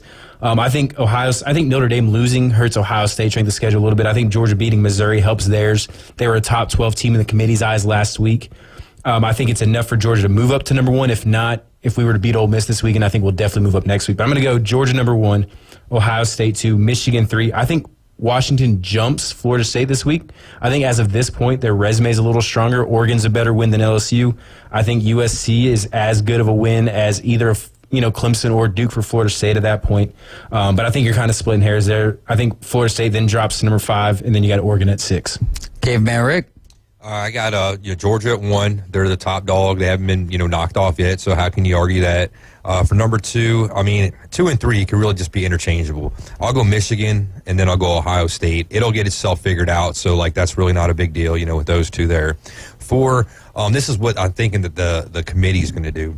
I think FSU, and I think I see what Tyler's saying, where he's going there, but I just think because of the name and the brand FSU has over like Washington, I think that'll actually, like, if there's a tie there, that kind of gives them, like, the tie goes to the runner just because of that brand name. So because of that, I'd put FSU 4, and then I think, like, first one out would be Washington, and then probably like another Pac-12 team like Oregon maybe after that. Yeah, I've got my top 8 here, what I think and what I think the committee's going to do. And again, a couple of disclaimers here. Last week I said I'm not very good at guessing what the committee's going to do because it's always kind of wild to some extent, but they had their reasoning, but they also got off their reasoning. Well, yeah, because they said, all right, well, we're going to put Ohio State over Georgia because of the strength of schedule, but then we're going to put Michigan ahead of Florida State because of no reason. We just want to.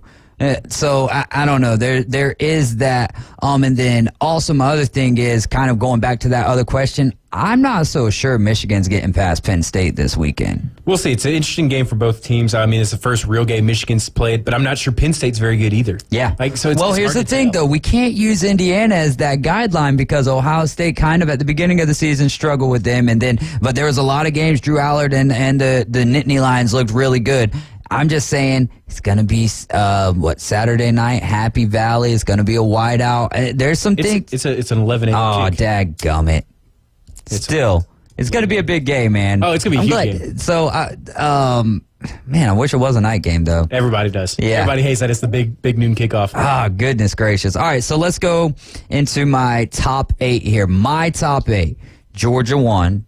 Ohio State 2. Not that Ohio State really did anything to lose that number 1 ranking. I don't care about, like, if you're going to use the factor, they struggled with Rutgers for a little bit. I mean, they did, but also let's look at Rutgers' record. You know what I mean? Like that, they weren't too shabby going into that game.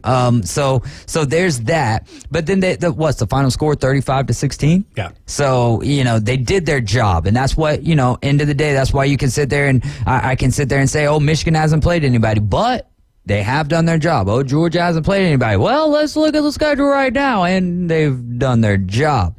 And so I'll go number 1, Georgia, Ohio State. Then I'll go Michigan just because. I'll go Michigan because of Florida State's struggle, which they did their thing. They won, right? But I think with them struggling a little bit with Pittsburgh, even though they didn't really have their top 2 wide receivers at that point, so they battled through. And right now, it does not matter where you're ranked. If you're in the top 4, you're in good setting right now. So Georgia, Ohio State, Michigan, Florida State. Then I'll go 5 Washington, 6 Oregon, 7 Texas, 8 Bama. Yeah. I think, unfortunately for Bama, like with Oregon in front of them, Texas in front of them, it's going to be hard for them to move up, even though they did have a very good win against LSU.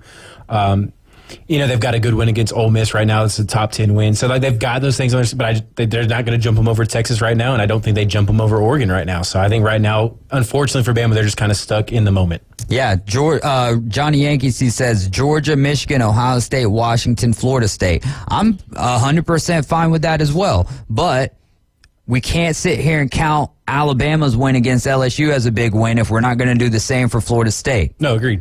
We can't. Well, let's see. Well, the Duke doesn't look as prestigious anymore. But here's the thing: Clemson just got done beating Notre Dame, and FSU beat Clemson on the road. And I know you're going to say, "Well, Clemson, look at them this year." I get it. I get it. But if we're going to, compare these wins and losses, we got to compare all of them. So that's why I'm still cool with Florida. Look, it ain't going to change it for me one way or the other. If Washington's 4 or 5, I don't think Washington is a better team than Florida State. Yeah, I just think the committee will say that UW's resume is better as of today. Yeah. That's why I jumped them up. This is what I think the committee's going to do. And I think we're all, until the CFP drops it, I think we're all in good stand. Dadgummit, it goes so fast. Here's what I think the committee does. Ohio State, Georgia, FSU, Michigan, Washington, Oregon, Texas, Bama. More than likely, I'm way off. But we'll find out tomorrow, and I'll tell you how many times I was wrong in the top 4 for the top 8 for the college football playoff committee. So we got one question in there, and now we got to go to Gator J.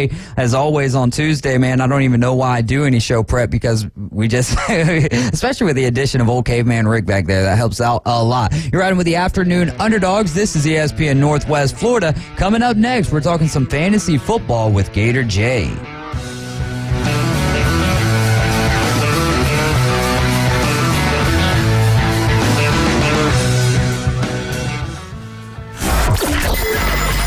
Start your morning with sports updates, interviews, reactions, lively discussions, insights, and expert analysis. I think in our lifetime, we will never see another undefeated team. Join Evan, Canty, and Michelle weekday mornings from 5 to 7. It will never happen again. On the Sports Talk Monster.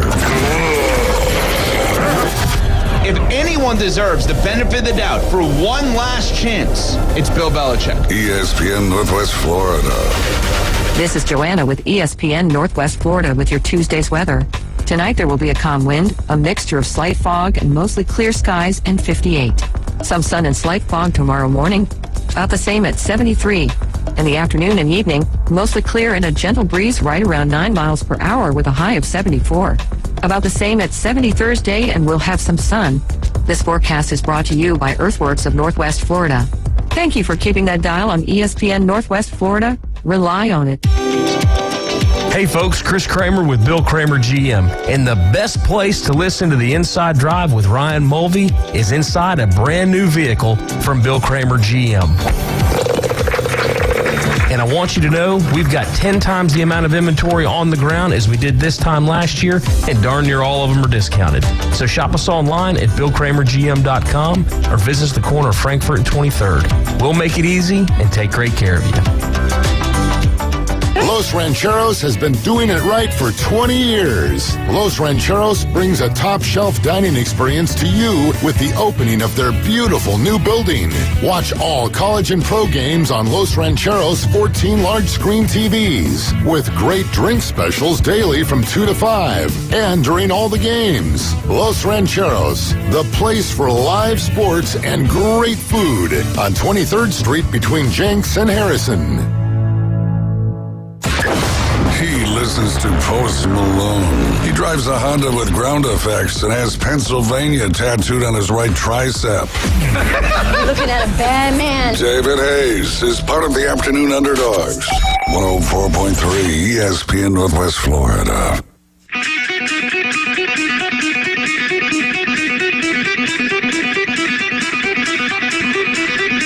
And we are back. This is the Afternoon Underdogs, and you're listening to ESPN Northwest Florida. We got a lot of good college football on for you this week, and it's going to be a little bit different because we're not going to get it started until 2 o'clock. We'll get ready for the Auburn and Arkansas game.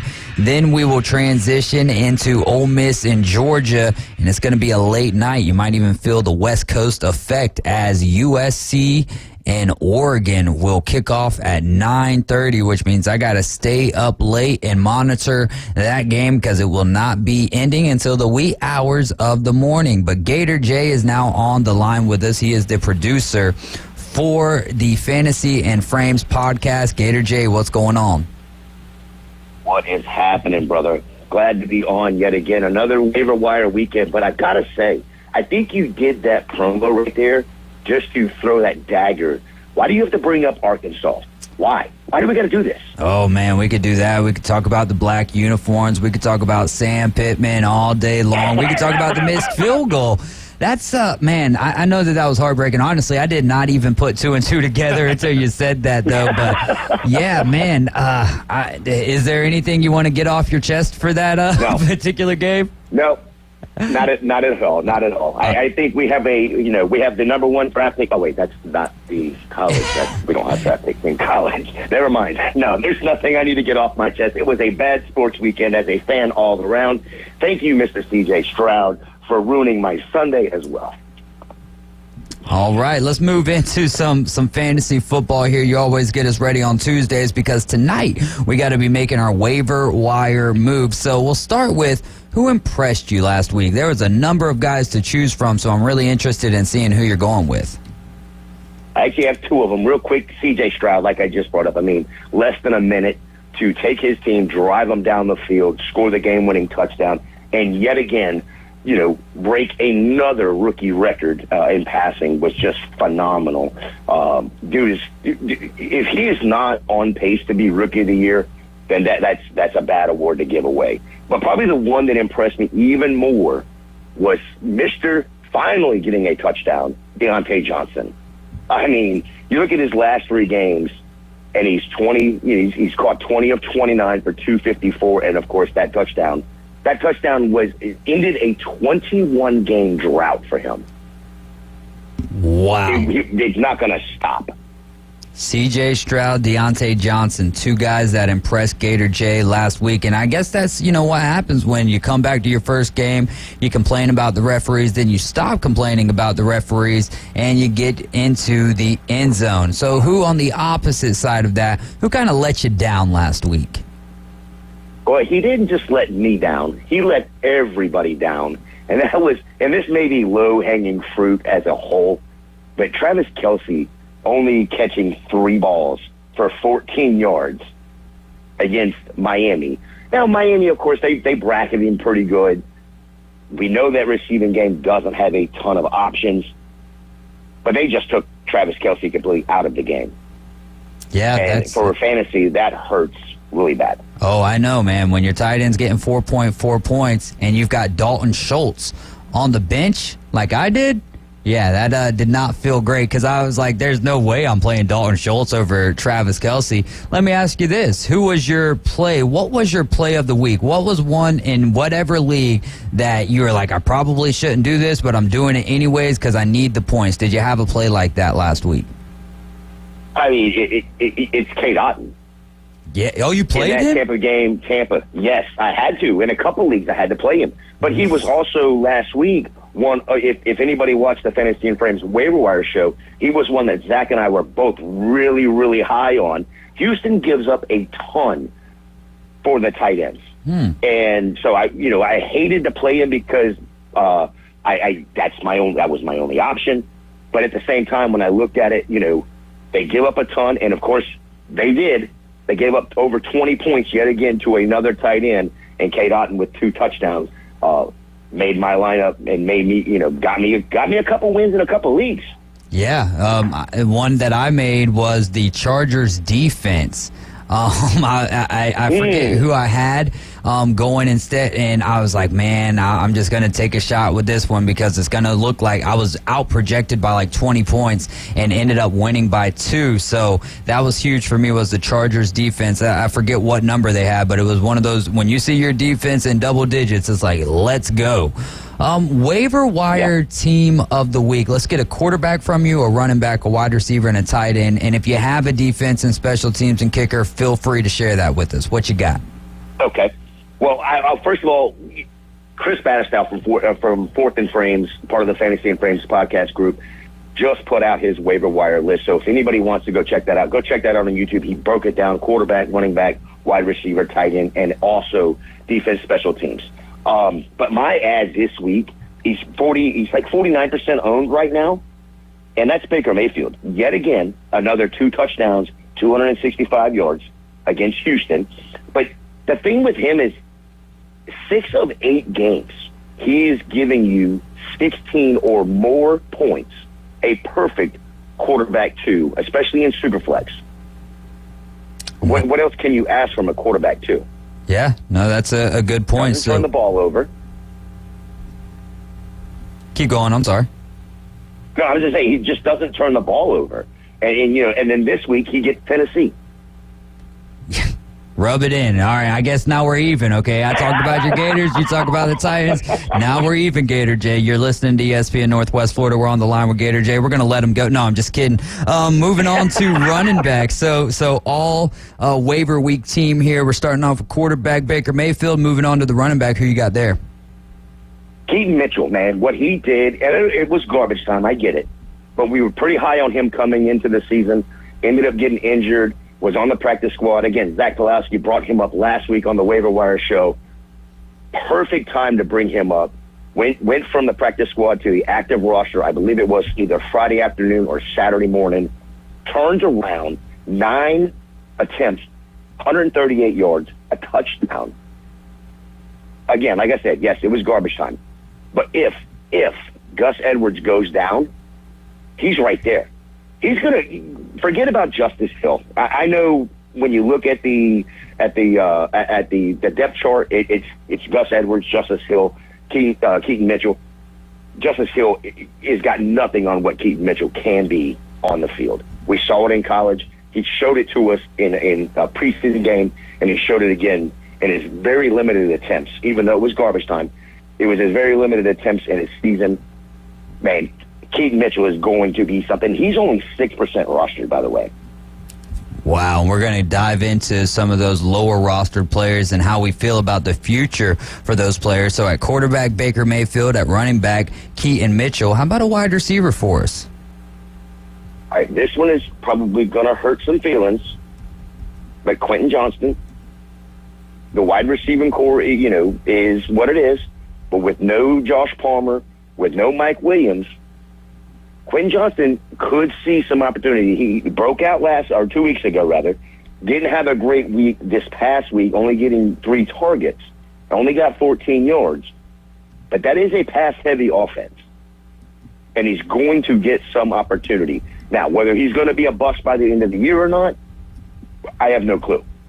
But when you look at that pass-heavy offense and they're down 2 wide receivers, he's got to be on the field. If he's on the field, he's getting opportunity. Yeah, and you would like to think anyways that Lions-Chargers game is going to be filled with explosive offensive production there. So Baker Mayfield at quarterback is a guy you should get. Running back, we're looking at Keaton Mitchell with the Baltimore Ravens. Wide receiver, Quentin Johnston with the Los Angeles Chargers. How about tight end? I mean, I feel like last week was outside of the best in Travis Kelce. It was a great week. I mean, Jonnu Smith, Cade Otton, Dalton Schultz. I know there was others as well that had big offensive fantasy production. Who's the tight end we should be keeping our eyes on? I mean, we just talked about him. Again, this will be like the 3rd week in a row I've brought him up, and it is Cade Otton. Again, 10% owned. That's ridiculous for somebody that is just producing. I believe he's got 7 touchdowns on the year. Now, he hasn't had any, 5 touchdowns on the year. He hasn't had any since week 4, but he got 2 more last week. And when you look at what he did exploiting the Texans defense, and again, they've got the Tennessee Titans coming up. I don't know what else to say about him. He 15 receptions, 21 targets over his last 3 games. 15 receptions on 21 targets over the last 3 games. Just like Quentin Johnston, he's getting the opportunity. What's crazy is when you look at, you've got Mike Evans on one side, you've got Chris Godwin, you've got Trey Palmer, you've got all these wide receivers. Cade Otton was the leading target getter last week against Houston. Wow, that is huge. You're listening to ESPN Northwest Florida. We're chatting with Gator J. He is the producer for Fantasy and Frames. Gator J, real quick here before we move on to how we feel about the future for some of these players. And some of these players you did mention, but tell everybody where they can get some of your content from. You can find it right on YouTube. It's at Fantasy and Frames. Fantasy in Frames. So Fantasy in Frames. You can also check us out on we're on every social media platform. So TikTok, Instagram, all of that kind of good stuff. Like I said, we got the Waiver Wire show tonight. We got what we are calling a Fantasy and Frames Wednesdays. We got 3 shows normally on Wednesday night. We won't start the Dynasty show tomorrow, but we'll do the Fourth and Frames guys. We'll do Shoot the Gap, which is our IDP segment. And then Thursday night we have the Mailbox show. And then on Sundays, we have our pregame show starting at 9 a.m., going till noon to get you ready for your start sits. Any of those questions, trade questions, any of that we handle on Sundays. Yeah, IDP is definitely a fun way to play fantasy football. This is my first year that I played it. Started out 1-4, and I'm on a 4-game win streak right now. I think it helps that people just kind of forget, and especially in free leagues, it happens all the time. They either forget or they're falling behind, and so they just don't even want to mess with it. I don't care. I'm playing spoiler if I'm not in it, and it's still with playing in a new type of format like IDP. I want to learn that so I can get better in the future, and it also just it helps me when I'm doing this show and stuff focus a little bit more on the defensive side of the ball, because how we just, especially playing regular fantasy football, get caught up on the offensive side of the ball. How do we feel about the future, Gator J, for Josh Dobbs, quarterback for the Minnesota Vikings now, according to Yahoo, I don't have the ESPN numbers in front of me, even though I don't even think I have one Yahoo fantasy football league, but that's where I found this article. Josh Dobbs, 17% owned. How do we feel about the future for Dobbs? Well, I mean, he's learning what his third system in like a 6-month period, 8-month period, something along those lines. What I love about Josh Dobbs is he does have Jordan Addison. He does have Hawkinson. He does have Alexander Madison to, maybe catch a couple balls here and there. But what I love even the most about him is he's super, super smart. He's a freaking rocket scientist. Yeah. But he's got wheels. He can run. We saw it last week. So here's the plus for him is that while he is learning the system in Minnesota, he's going to be able to use his legs. What else do we love about quarterbacks in fantasy other than their throwing touchdowns is when they can run touchdowns. I agree with you. We'll move on to about Will Levis. Announced today he's going to be the starter moving forward. Ryan Tannehill will be his backup. He's 44% owned according to Yahoo here. Will Levis, do we take a chance on Will Levis? Well, he's a quarterback, right? And with the quarterbacks that are going down with Aaron Rodgers, with Ryan Tannehill that went down, Kirk Cousins went down, Matthew Stafford's down.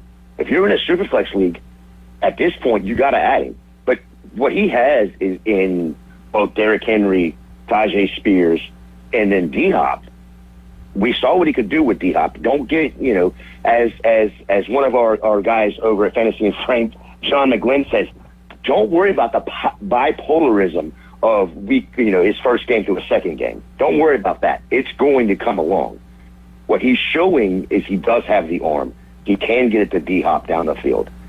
If Treylon Burks can get back on the field, we know Treylon Burks can get down the field. I love him. I love him as a player, as somebody that can get the ball down, and he's a quarterback, so you definitely need to add him to your team. Having him at 44% after 2 weeks of him being the starter and now named the starter for the rest of the year is an absolute travesty. He should be owned about 75-80% right now.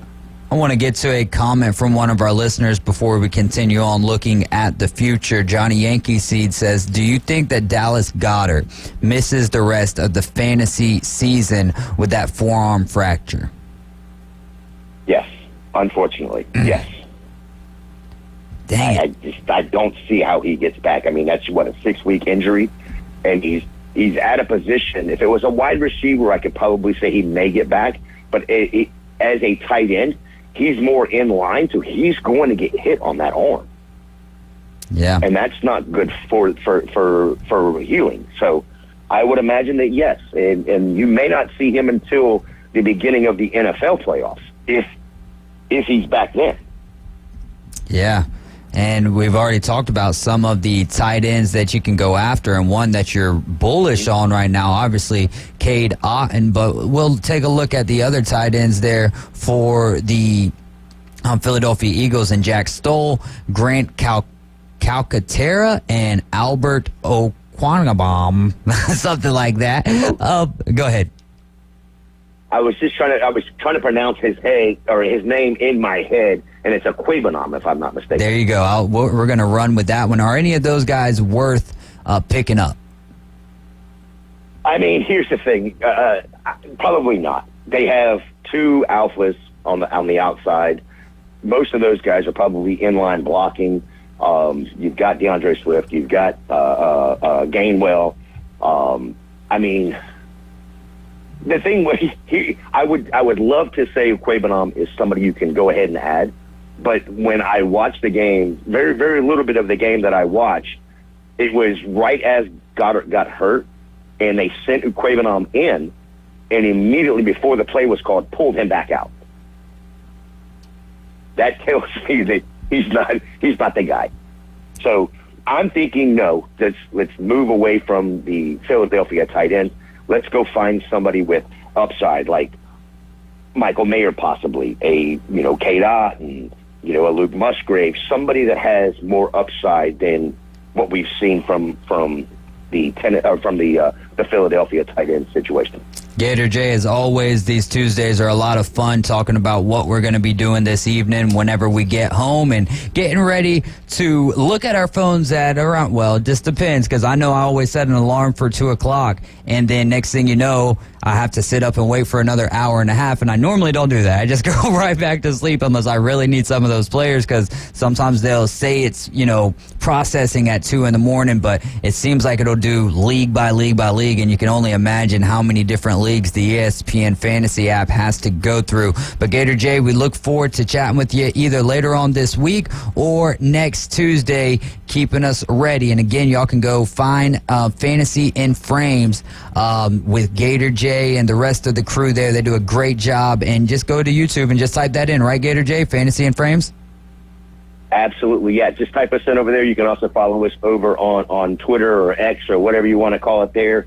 And we post all of our current stuff. And then, of course, go to our website, fantasyandframes.com, where you'll see everything in there as well. All of our articles, all of our waiver wire stuff, all of our start sets, all of that kind of good stuff. One thing I will add is if you do get up first thing in the morning to check your waiver wire, see who you did end up getting or who you missed out on, please pay attention to who the other manager is dropping. Yeah.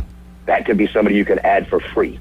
There you go, man. That's the first thing I do is not just look at what transpired, but now who's out there that I can go grab. Maybe somebody just, wasn't as high as someone as I could possibly be. That's Gator J. We're going to be talking with him next Tuesday at 5:20 and his waiver wire team of the week. Quarterback Baker Mayfield, running back Keaton Mitchell, wide receiver Quentin Johnson, and tight end Cade Ott. And we're going to take a quick time out, and when we return, local recap, Tyler makes his picks, and whatever else we can find time to get to.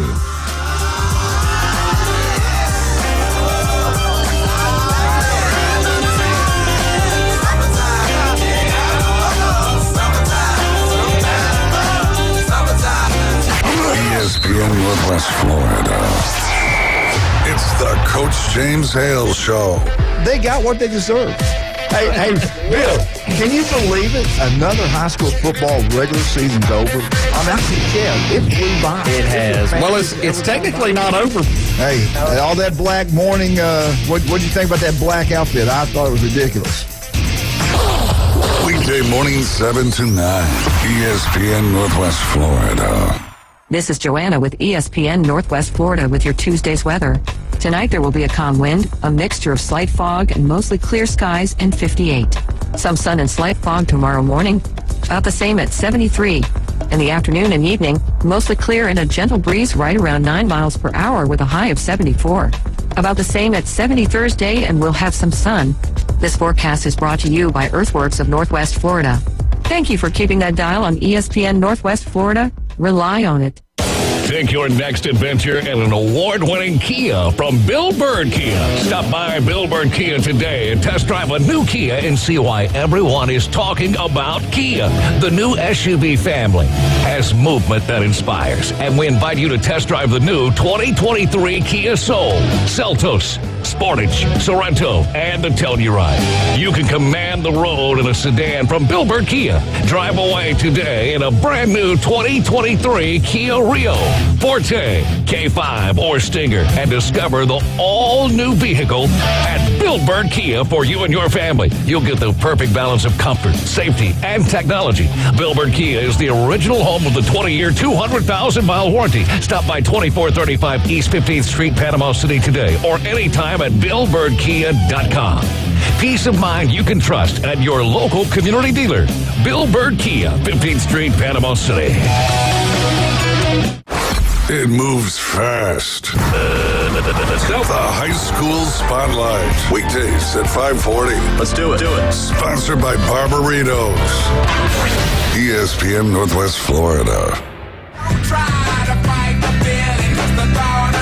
All right, you're riding with the Afternoon Underdogs in the doghouse. We're kind of outcast around here on ESPN Northwest Florida. I'm David Hayes along with Tyler Bishop and Caveman Rick. You can call or text us here in this final segment, 850-215-6290. This is your local recap. We'll get to that briefly.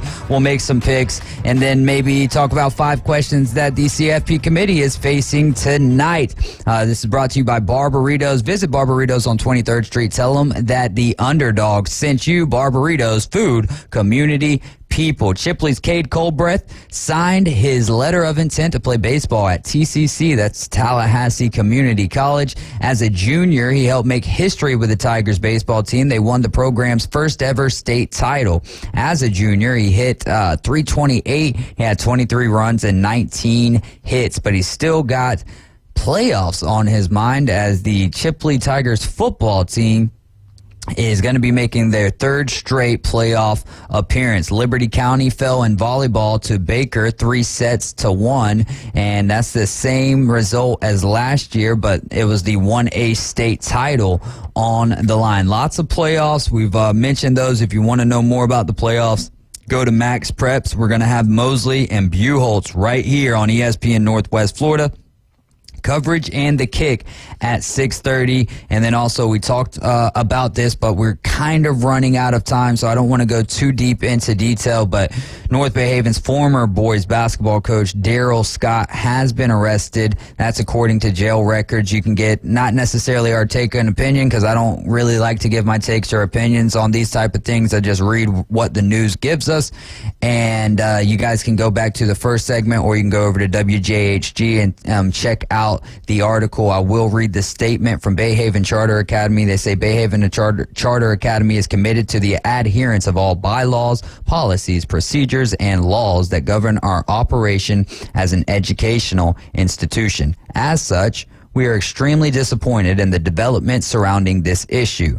As an organization, we will move forward and continue to provide our families with an exceptional experience as they participate in our academic and our athletic programs. All right, we're going to go through this quickly as we possibly can. Michigan at Penn State here. Penn State 4.5-point dog total sitting at 45.5 for a not so great 11 a.m. kickoff. I can't bank on James Franklin, so give me Harbaugh in Michigan. All right there. Max is going with Michigan as well. Miami at Florida State over there in Tallahassee. Florida State a 14.5-point favorite, total sitting at 50. As Florida State, I think it's going to be pretty easy for them. All right, we'll move on to Utah at Washington. Washington a 9.5-point favorite, total sitting at 54. This is a big one for Washington. Utah's defense is no joke, even though Oregon did kind of have their way with them the other day. But I think Washington ends up pulling it out. All right, moving on. Rutgers at Iowa. Iowa, 1-point favorite. And get this total, 29. They're setting records on low totals. I would not want to watch this game because it's going to end up being like 10-3. But now you have to because it's on the pick'em. But I'm going with Iowa because they're at home, and it's going to be all ugly football. Number 17, Tennessee at number 12, Missouri. I'm not really reading out the rankings right now because they're going to be changing here in just an hour or so. Missouri is a 1-point dog. Reminds us of that Iowa State-Kansas spread of last week. Missouri at the house, 1-point dog, total sitting at 58.5. This one's a little tricky. I think Missouri's the better team, but coming off a big loss last week on the road against a physical Georgia team could play a role. But I'm going to take Missouri to win at the house. Yeah, to this point, Max has got Michigan, Florida State, Washington, Iowa, and Missouri. So pretty much my paper. Yeah, there you go. Our sixth game of the week is Auburn at Arkansas. That'll be right here on ESPN Northwest Florida. Arkansas is a 3-point favorite, total sitting at 48.5. My heart wants Arkansas, but my mind's saying Auburn. All right, this one's a big one for you. Ole Miss, Max has Arkansas as well. Ole Miss, number 10 in the land as of now, taking on number 2 in the land as of now. Georgia, an 11-point favorite, total sitting at 59 for a 6 p.m. kickoff. I mean, obviously, I'm taking them dogs. Don't be surprised we see some Brock Bowers this weekend. Oh, okay. I mean, don't be surprised when Aaron Rodgers is slinging it here in a little while either. But no, that's going to be interesting if Brock Bowers comes before the end of the regular season. West Virginia at number 9, Oklahoma. They will drop, though, that's for sure. Oklahoma is a 13-point favorite, and the total sitting at 58. They'll kick this one off at 6 p.m. Max had Georgia in that previous game. He's got Oklahoma here.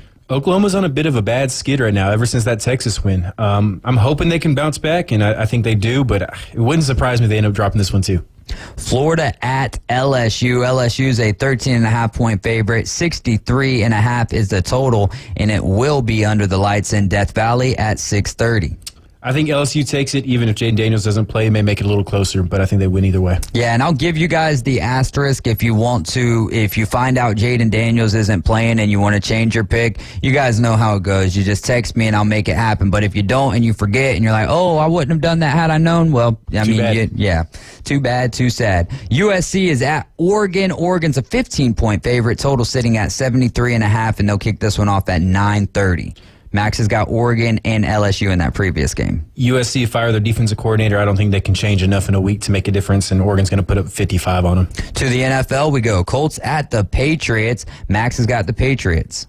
I don't love this game either way, but I took the Colts. All right. 49ers at the Jaguars. The host of the Inside Drive, Ryan Mulvey, is going to be at that one. 49ers at the Jaguars. Max has got the Niners. 49ers been struggling lately. They got to come to the East Coast for an early kickoff. Give me the Jags. Oh, I like that. Lions at the Chargers.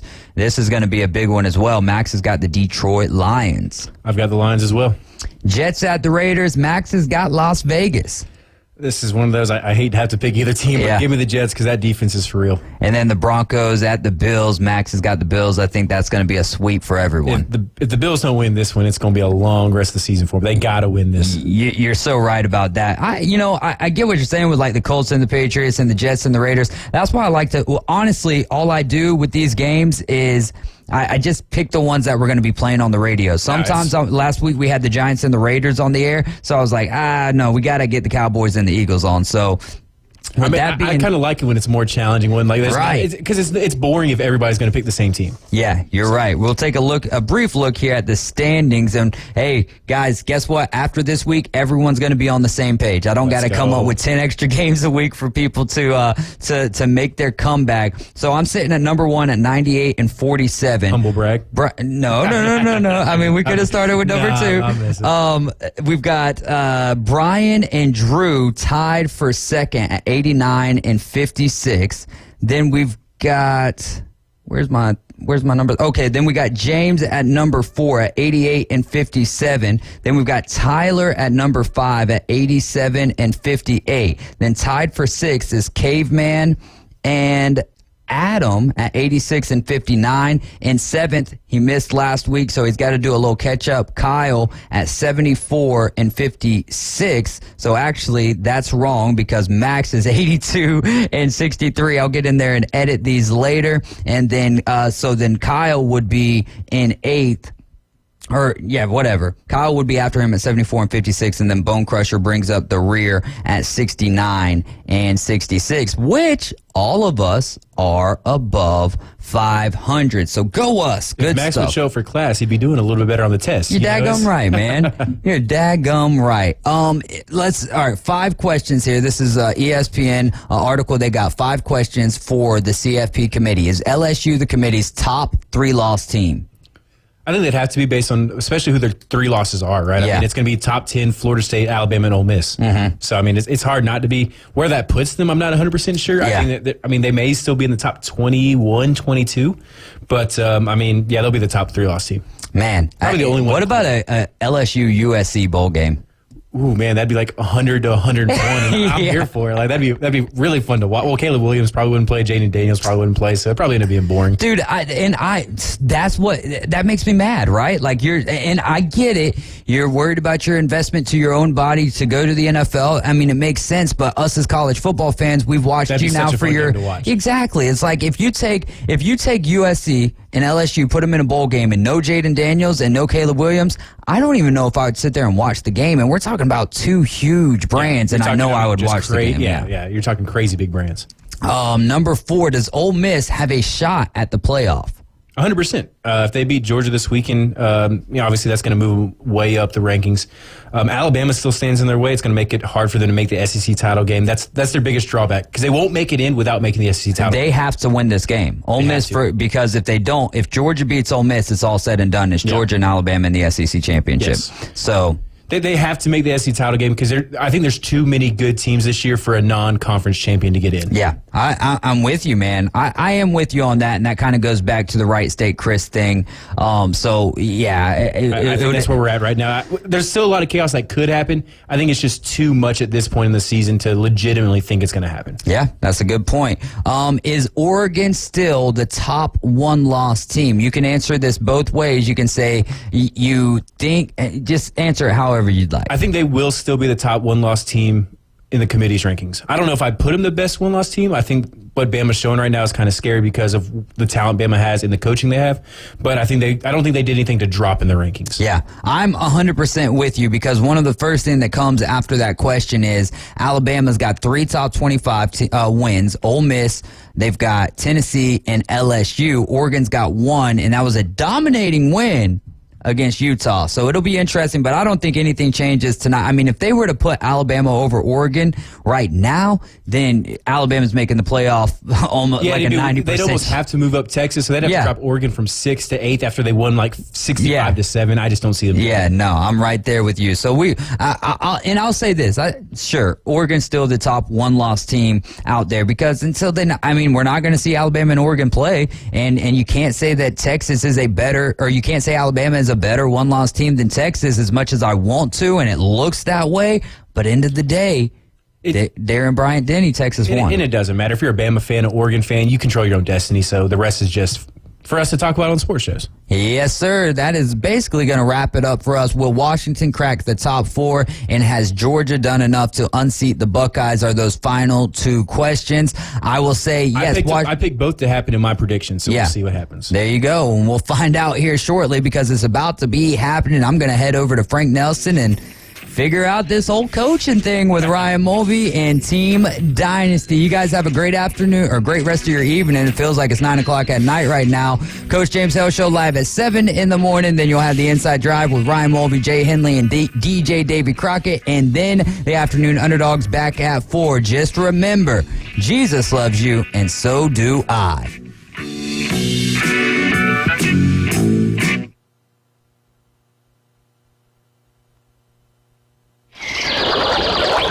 ESPN Northwest Florida has the real local fishing report. Hi, this is Tim from Bay Breeze Bait and Tackle.